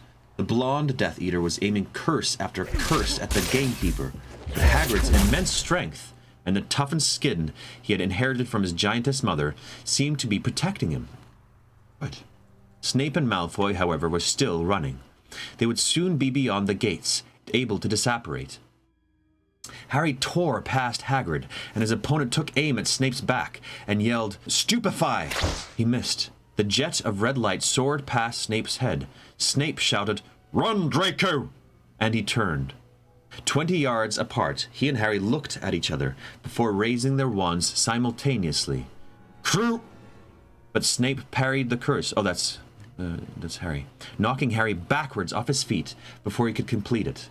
Harry rolled over and scrambled back up again as the huge Death Eater behind him yelled, "Incendio!" Harry heard an explosive bang and a dancing orange light spilled all over all of them. Hagrid's house was on fire. Damn it, what the hell? What's happening? This sucks so bad. I can feel for Draco. I can feel for what he's forced to do, otherwise they're going to kill his family. But all this sucks. Fangs in there, you're evil! Hagrid bellowed. "Crush!" yelled Harry for the second time, aiming for the figure ahead, illuminated in the dancing firelight. But Snape blocked the spell again. Harry could see him sneering. "No unforgivable curses from you, Potter!" he shouted over the rushing of the flames. Hagrid's yells and the wild yelping of the trapped Fang. "You haven't got the nerve or the ability." "Incast!" Harry roared, but Snape deflected the spell with an almost lazy flick of his arm. "Fight back!" Harry screamed at him. "Fight back, you cowardly... Coward, did you call me, Potter? shouted Snape. Your father would never attack me unless it was 4-on-1. What would you call him, I wonder? Stupid. Locked again, and again, and again, until you learn to keep your mouth shut and your mind closed, Potter, sneered Snape, deflecting the curse once more. Now come, he shouted at the huge Death Eater behind Harry. It is time to be gone, before the Ministry turns impedi... But before he could finish the jinx, excruciating pain hit Harry. How is Snape...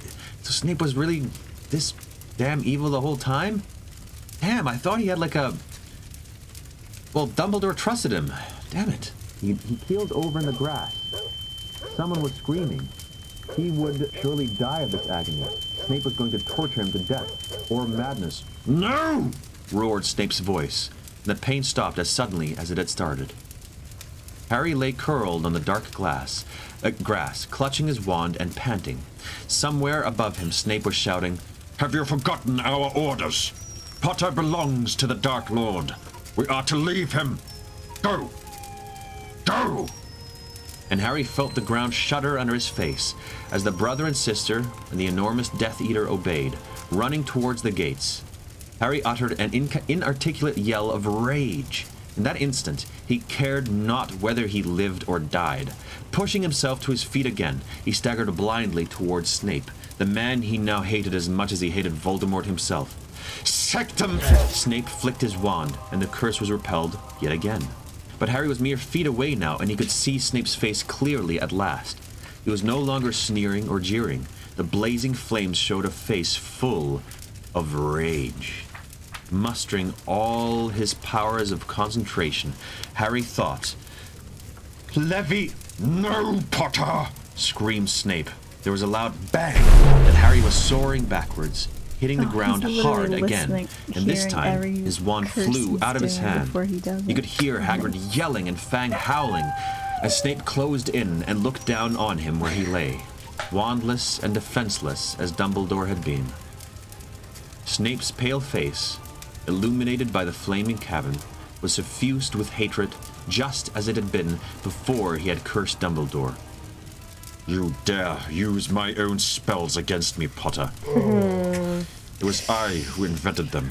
I, the Half-Blood Prince. Danny was right. And you'd turn my inventions on me, like your filthy father, would you?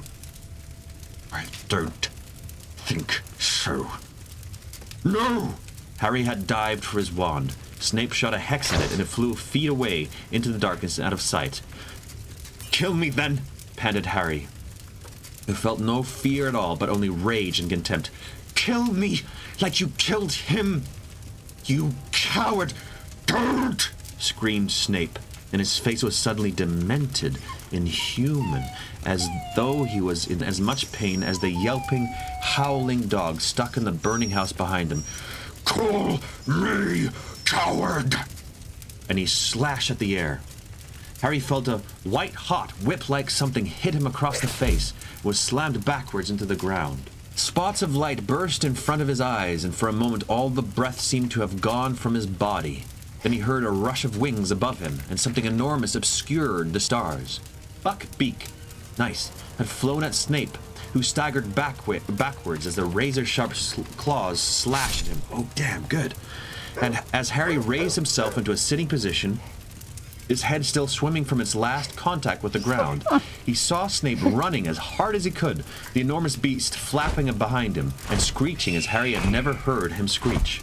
Harry struggled to his feet, looking around groggily for his wand, hoping to give chase again. But even as his fingers fumbled in the grass, discarding twigs, he knew it would be too late. And sure enough, by the time he had located his wand, he turned only to see the hippogriff circling the gates. Snape had managed to disapparate just beyond the school's boundaries. "Hagrid!" muttered Harry, still dazing, looking around. "Hagrid!" He stumbled towards the burning house as an enormous figure emerged from out of the flames, carrying Fang on his back. With a cry of thankfulness, Harry sank to his knees. He was shaking in every limb. His body ached all over, and his breath came in painful sobs. You're all right, Harry. You're all right. Speak to me, Harry. Hagrid's huge, hairy face was swimming above Harry, blocking out the stars. Harry could smell burnt wood and dog hair. He put out a hand and felt Fang's reassuringly warm and alive body quivering beside him. Oh, God damn it. I'm all right, panted Harry. Are you? Of course I am. Take more than that to finish me. Hagrid put his hands under Harry's arms and raised them up with such force that Harry's feet momentarily left the ground before Hagrid set him upright again. Yes, good music, good. He could see blood trickling down Hagrid's cheek from a deep cut under one eye, which was swelling rapidly. We should put out your house, said Harry. The charm's augmenti. Knew it was something like that, mumbled Hagrid, and he raised a smoldering pink flowery umbrella and said, Augmenti. A jet of water flew out of the umbrella tip. Harry raised his wand arm, which felt like lead, and murmured, Augmenti, too. Together, he and Hagrid poured water onto the house until the last flame was extinguished. It's not too bad, said Hagrid hopefully a few minutes later, looking at the smoking wreck. Nothing Dumbledore won't be able to put right.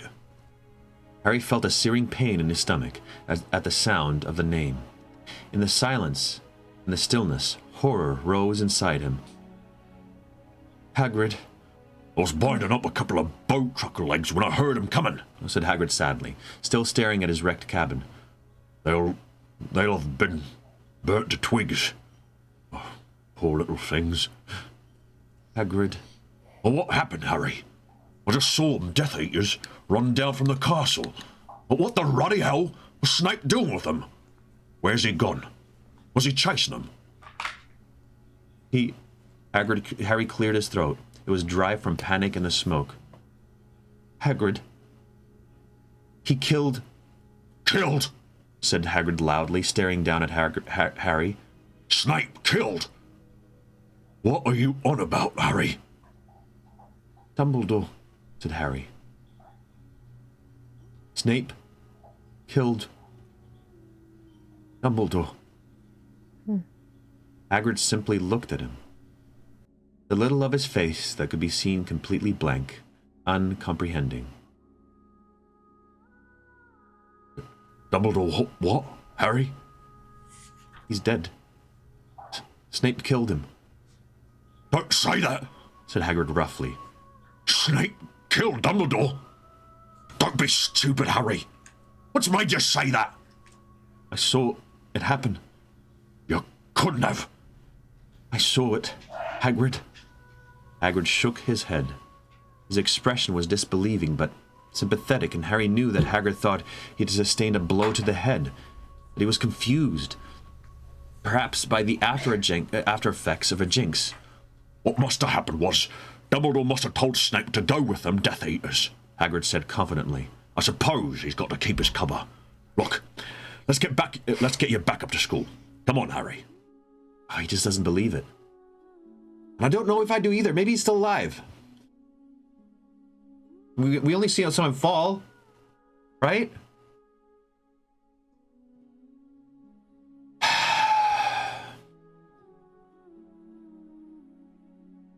Harry did not attempt to argue or explain. He was still shaking uncontrollably. Hagrid would find out soon enough. Too soon. Oh, is he really dead? As they directed their steps back towards the castle, Harry saw that many of its windows were lit now. He could imagine, clearly, the scenes inside as people moved from room to room, telling each other that Death Eaters had got in, that the mark was shining over Hogwarts, that somebody must have been killed. Oh, then the other people have died too. The oak front doors stood open ahead of them, light flooding out onto the drive and the lawn. Slowly, uncertainly, dressing-gowned people were creeping down the steps, looking around nervously for some sign of the Death Eaters who had fled into the night. Harry's eyes, however, were fixed upon the ground at the foot of the tallest tower. He imagined that he could see a black, huddled mass lying in the grass there. He was really too far away to see anything of the sort. Okay. Even as he stared wordlessly at the place where he thought Dumbledore's body must lie, however, he saw people beginning to move towards it. What are they all looking at? Said Hagrid, as he and Harry approached the castle front, Fang keeping as close as he could to their ankles. What's that? Lying on the grass. Hagrid added sharply, heading now towards the foot of the astronomy tower, where a small crowd was congregating. See it, Harry? Right at the foot of the tower. Another mark. Oh, blimey. You don't think someone got thrown? Hagrid fell silent, the thought apparently too horrible to express aloud. Harry walked alongside him, feeling the aches and pains in his face and his legs where the various hexes of the last half an hour had hit him, though in an oddly detached way, as though somebody near him was suffering them. What was real and inescapable was the awful pressing feeling in his chest. He and Hagrid moved, dreamlike, through the murmuring crowd to the very front, where the dumbstruck students and teachers had left a gap. Harry heard Hagrid's moan of pain and shock, but he did not stop. He walked slowly forwards until he reached the place where Dumbledore lay, and crouched down beside him. Harry had known there was no hope from the moment that the body-bind curse Dumbledore had placed upon him lifted, known that it could have happened only because its caster was dead. Oh no.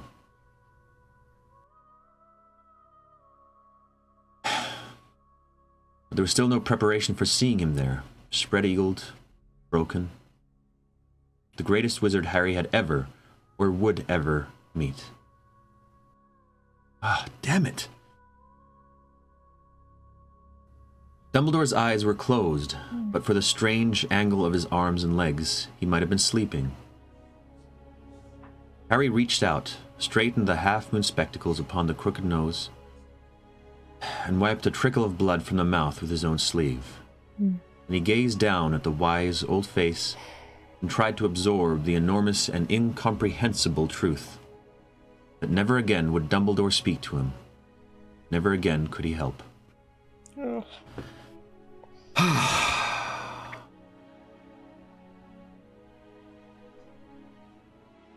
What?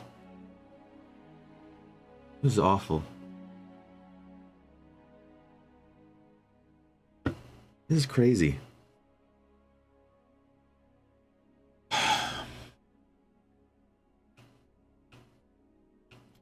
The crowd murmured behind Harry. After what seemed like a long time, he became aware that he was kneeling upon something hard and looked down. The locket they had managed to steal, he even thought of that, so many hours before had fallen out of Dumbledore's pocket. It had opened, perhaps due to the force with which it hit the ground, and although he could not feel more shock or horror or sadness than he had felt already, Harry knew as he picked it up that there was something wrong. What else could go wrong? Come on! He turned the locket over in his hands. This was neither as large as the locket he remembered seeing in the Pensieve, nor were there any markings upon it. No sign of the ornate S that was supposed to be Slytherin's mark. The heck? Moreover, there was nothing inside but for a scrap of folded parchment wedged tightly into the place where a portrait should have been. Automatically, without really thinking about what he was doing, Harry pulled out the fragment of parchment, opened it, and read by the light of the many wands that had now been lit behind him. To the Dark Lord, I know I will be dead long before you read this, but I want you to know that it was I who discovered your secret.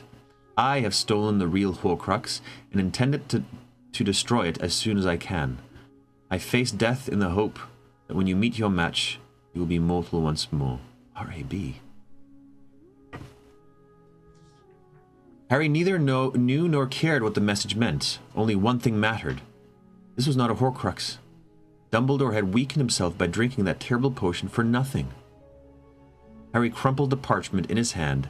His eyes burned with tears as behind him Fang began to howl. End of the chapter. Okay, y'all. That was an awful chapter. What the heck? Oh man, it's over. I'm still taking notes. Yikes. You can read it again. Oh Who's man. R.A.B.? Oof. That's rough. Yeah, that was Poor sad. Hagrid. He's less I know. equipped to handle this than Harry. I know. Yeah, but everyone closest to him just keeps dying. It's sad. There's 2 more. We're not doing the 2 more. Don't worry. Unless you want to do them right now. You want to just do an all-nighter. Let's do it. What happens? Initial thoughts, initial The reactions. heck, I want it Dang. to be right. Who is R.A.B.? I know, that's what I want to know. There's another teammate here? R.A.B. And Snape was the prince. Yep, Daniel's right. claimed But to what, be. half-blood prince? I thought he was full He pure said blood. he at least claimed to be. Yeah, well, he said it was his spells. He invented it. But it could be anyone. But someone has to be. Could be Karkaroff. But the other thing is, someone that R.A.B. has to be as good as Dumbledore to have gone into all of that and placed a fake That's a lot of necklace effort for that. Yeah. that hates him as much. That's a serious thing. How did they do it?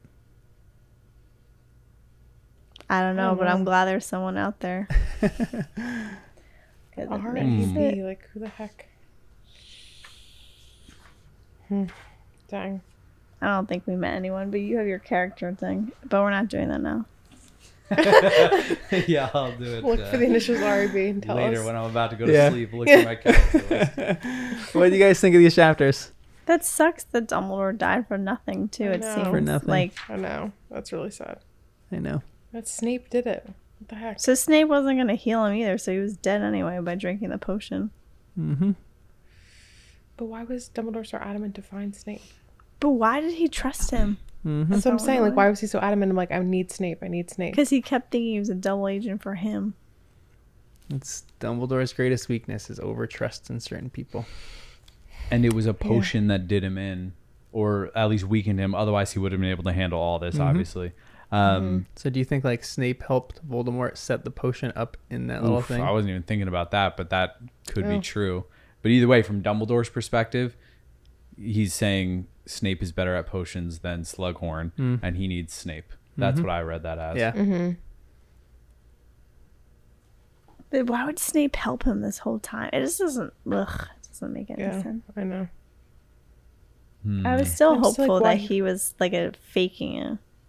Same. But I guess this confirmed it that there's no Maybe faking it. Voldemort didn't know if he needed another Horcrux, and he wanted to save Dumbledore for a potential other Horcrux.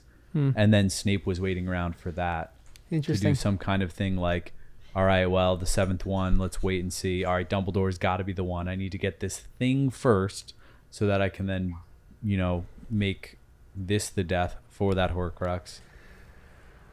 Or something along those lines.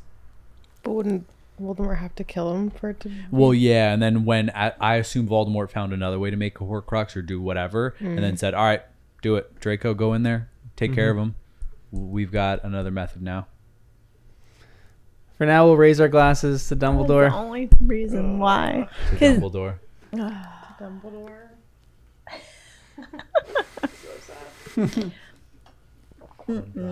There's a drop coming, Danny. You got to drink it. But Snape is really good at occlumency, and Yeah. He stopped every... but I think it's interesting my that goodness, he was can't so lie much to better than Harry. Voldemort. So that's why I was like, maybe he is on the dark side. Because how can you lie to him? Unless he's that good of a... What is it? Yeah. Of it, Vigilance or yeah. Occam's, whatever Yeah. one it is. And that's why Dumbledore always had to send Harry to Snape, because he knew Snape was better at it than he was, so he couldn't train Harry on it.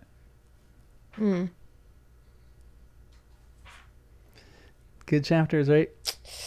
Yeah. Oof. I want to keep going though. All right, well, we are going to end. Thanks for joining us on our live read, everyone. We're going to have our analysis sometime next week, and then we'll just keep going from there. Yikes. Any last things you guys want to say? I'm just glad JK gave us some hope in RAB right here. At least there's something, because it's not looking that good. I wanted to see McGonagall crush some stuff. I'm sure know, she right? did. We just didn't get to see it. But, ouch. I know that would. Wait. Great. Does this mean? Oh no, we can't keep reading until we do our. Yeah. I know. I'm sorry. No, that's how it goes. But this We can't read until we finish. Our analysis of these. Oof, that hurts. I know, but we'll try to do this. Try to do the analysis quick, so we can Yeah, do another, yeah. so you guys can read the last two and then go from there. Beautiful chapters. Aren't these great chapters though? You guys have read this Yes. before, and you willingly go through this again? I know, like, dang, this is rough. Everyone, when they were on chat right here, we were all crying together. I was trying to keep it together. Like the moments, Oof. especially on this read when I'm reading it or listening to it, and Hagrid is just emotional and he's denying it. That's what gets me. Yeah, that was But brutal. This line, like, never again would Dumbledore speak Yeah. to him. Oh my Never again gosh. could he help. I was like, oh my gosh. Because then Harry's starting to process it too. I know. Yeah. Like it hasn't hit him yet. For Yep. sure. But he didn't get any answers either. There's two people, Sirius and Dumbledore, gave him no answers. I know. They didn't really get to talk to him, and then they're both gone. But they But don't have we- answers. But they still went far and figured this thing out together. They might What not is have he gotten gonna answers, do now? but Harry knows somewhat of a game plan. Yep. And in theory, But he Dumbledore should've given has him a more. I portrait. know. So Dumbledore has a portrait, at least in theory. Oh my god. So it's not Dumbledore, obviously, but it's like Harry can get some comfort. But who's gonna help him? I know. Guide him. We still have There's another no book. one. RAB is going to guide him. Yeah, I can't wait to Oh, figure man. that Who's out. I RAB? know. Wait. Any quick guesses on who RAB is? Well, I was afraid at first that it was a swap, and then Snape got the Horcrux back and was running off with it, so that was That's it. scary. I know, I thought but then I was that like, too, all right, yeah. good. There's Harry actually has some help. I was thinking it was someone. That we haven't met. Oh, I was thinking it was someone we did meet. Either one of the people who was doing the test. Like, I think we got Marchbanks was that lady who did was that her? Who did Dumbledore's OWLs back in the day. But one of those people, like an old school wizard, older than Dumbledore, who really knows their stuff. Or like a friend of Nicholas Flamel. Or Nicholas Wait, Flamel's what wife. was the Hogsmeade lady from? What was I her know. name? I was like- Rose Murda? Yeah, but what's the? I know. That's what I was wondering too. I literally just thought of that because it's an Is R. she legit like that? I don't know. Oh, that'd be sick. But no, she couldn't even resist an Imperious. She's not getting Horcruxes. How do you And wait, know? she Maybe the back in Kirby the one that day. Ron liked? She's the curvy one that Ron liked. Wow. Brains and beauty, maybe. Huh. I don't. Well, that would be fascinating. It is an R, That's only R. and Yeah, I I will think so, explore yeah. all possible R's. Every R name in The whole comics book. series looking for ours. I feel like she wouldn't have given enough information because I have a feeling we're not going to figure out who RAB is by the end of this book. So all the people reading live would have then been stuck between books just speculating. And I don't think JK would have given enough information for anyone to really put it together. I think she would leave it hanging enough Yeah, to you're torture probably people right, which like we is- are about to be tortured. I know, which is Yep. unfortunate because Man, that means I'm going to have to wait the whole honeymoon. They're everything. gonna be tortured. Oh, you mean- All right, I'm gonna look at my time to list. figure out who this person is. Till we I don't figure think out I don't think RIB. we react that well to live reads though. Yeah, maybe That's not. okay. No, it's still the live reads are for us to just. You guys were It's the visibly togetherness. tense, and that's just enough. No, 'cause Yeah, I we don't think my couldn't tear believe is it. visible from Yeah. across the room, I know. but Yeah. yeah, the tenseness. Yeah. And it's nice knowing other people are experiencing it with us. You know, there's comfort in that. Exactly. Yeah. Is there? And again, the first time you read some of that stuff, maybe it doesn't hit you. The grief hasn't hit you yet. It was funny because what's the first stage of grief? Denial. You guys experienced that. I was We gonna say, I still think did we're not. hoping it was The end of the true. chapter, people were like, Yeah. okay, It stage can't be one true. It's complete. fake. It's You guys fake. were like, there's no way. There's got to be a loophole. There's no way you died right there. So true. Yeah. Oof. I think that's why it hasn't hit me yet because I'm like I was denying it for Yeah. the whole time. Like, Angry it at can't be true. We maybe didn't get to anger yet. That'll be, or maybe we partially did, Yeah, on and the that'll be ride later home, tonight. you're We're like, gonna- no. Well, I think once it was like confirmed, I was like, all right, now I'm mad. Hopefully, on That'd our be sad. analysis of these. Dumbledore could have just like flicked Snape. Oh my goodness. What? So annoying. You have an R. What? We weren't supposed to do this now. Remus Lupin. Richie Coote, Romilda Vane, Ronald Weasley, Rubeus There's a Hagrid, lot of R's. Regulus Black. Who's that? Sirius's that you had all the brother? R's. cousin? Oh wow. No, it was his brother because he was a Death Eater and he turned good. How do you know? Remember? Because it said that he... I but like didn't this they try theory. and kill him or something? I didn't write enough in my notes. You All I should've wrote written was more in good notes. or bad question mark. So I think he was the one who was bad and turned He good. could have figured out as a Death Eater and then turned good and like. tried And to then get them that's all why back. he kind of knew where Horcruxes were and Yeah, took 'em whatever. back. I like that Ooh, idea. That's a... But good one. I none of think his Death his- Eaters don't even know he is a Horcrux. Yeah. But I don't remember enough about him and what his story was. There was more to it.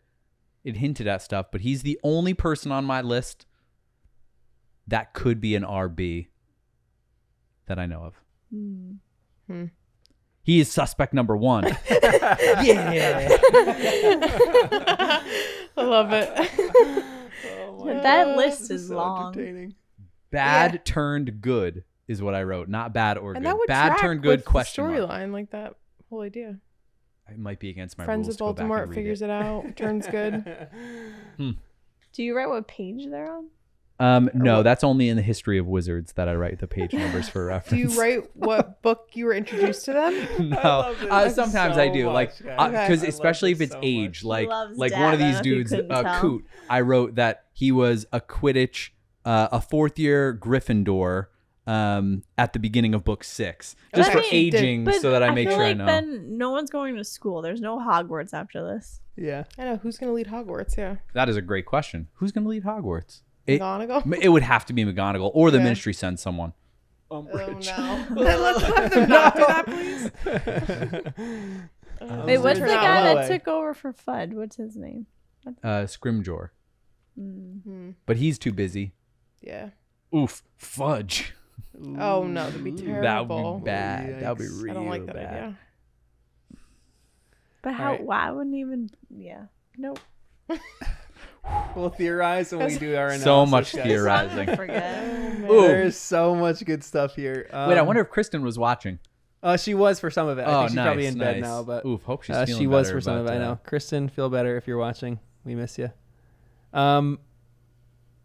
Yeah, we'll keep you guys updated with everything that we're gonna do. We might just do the next 2 chapters as an analysis, so 26 and 27, and then 28, 29, and 30 as the final 3. But we're gonna figure that out because there's just a lot in all these chapters, so we're just gonna figure out how to break it up so that we're not here for 4 hours discussing these, which would be great. Well, we could. I know.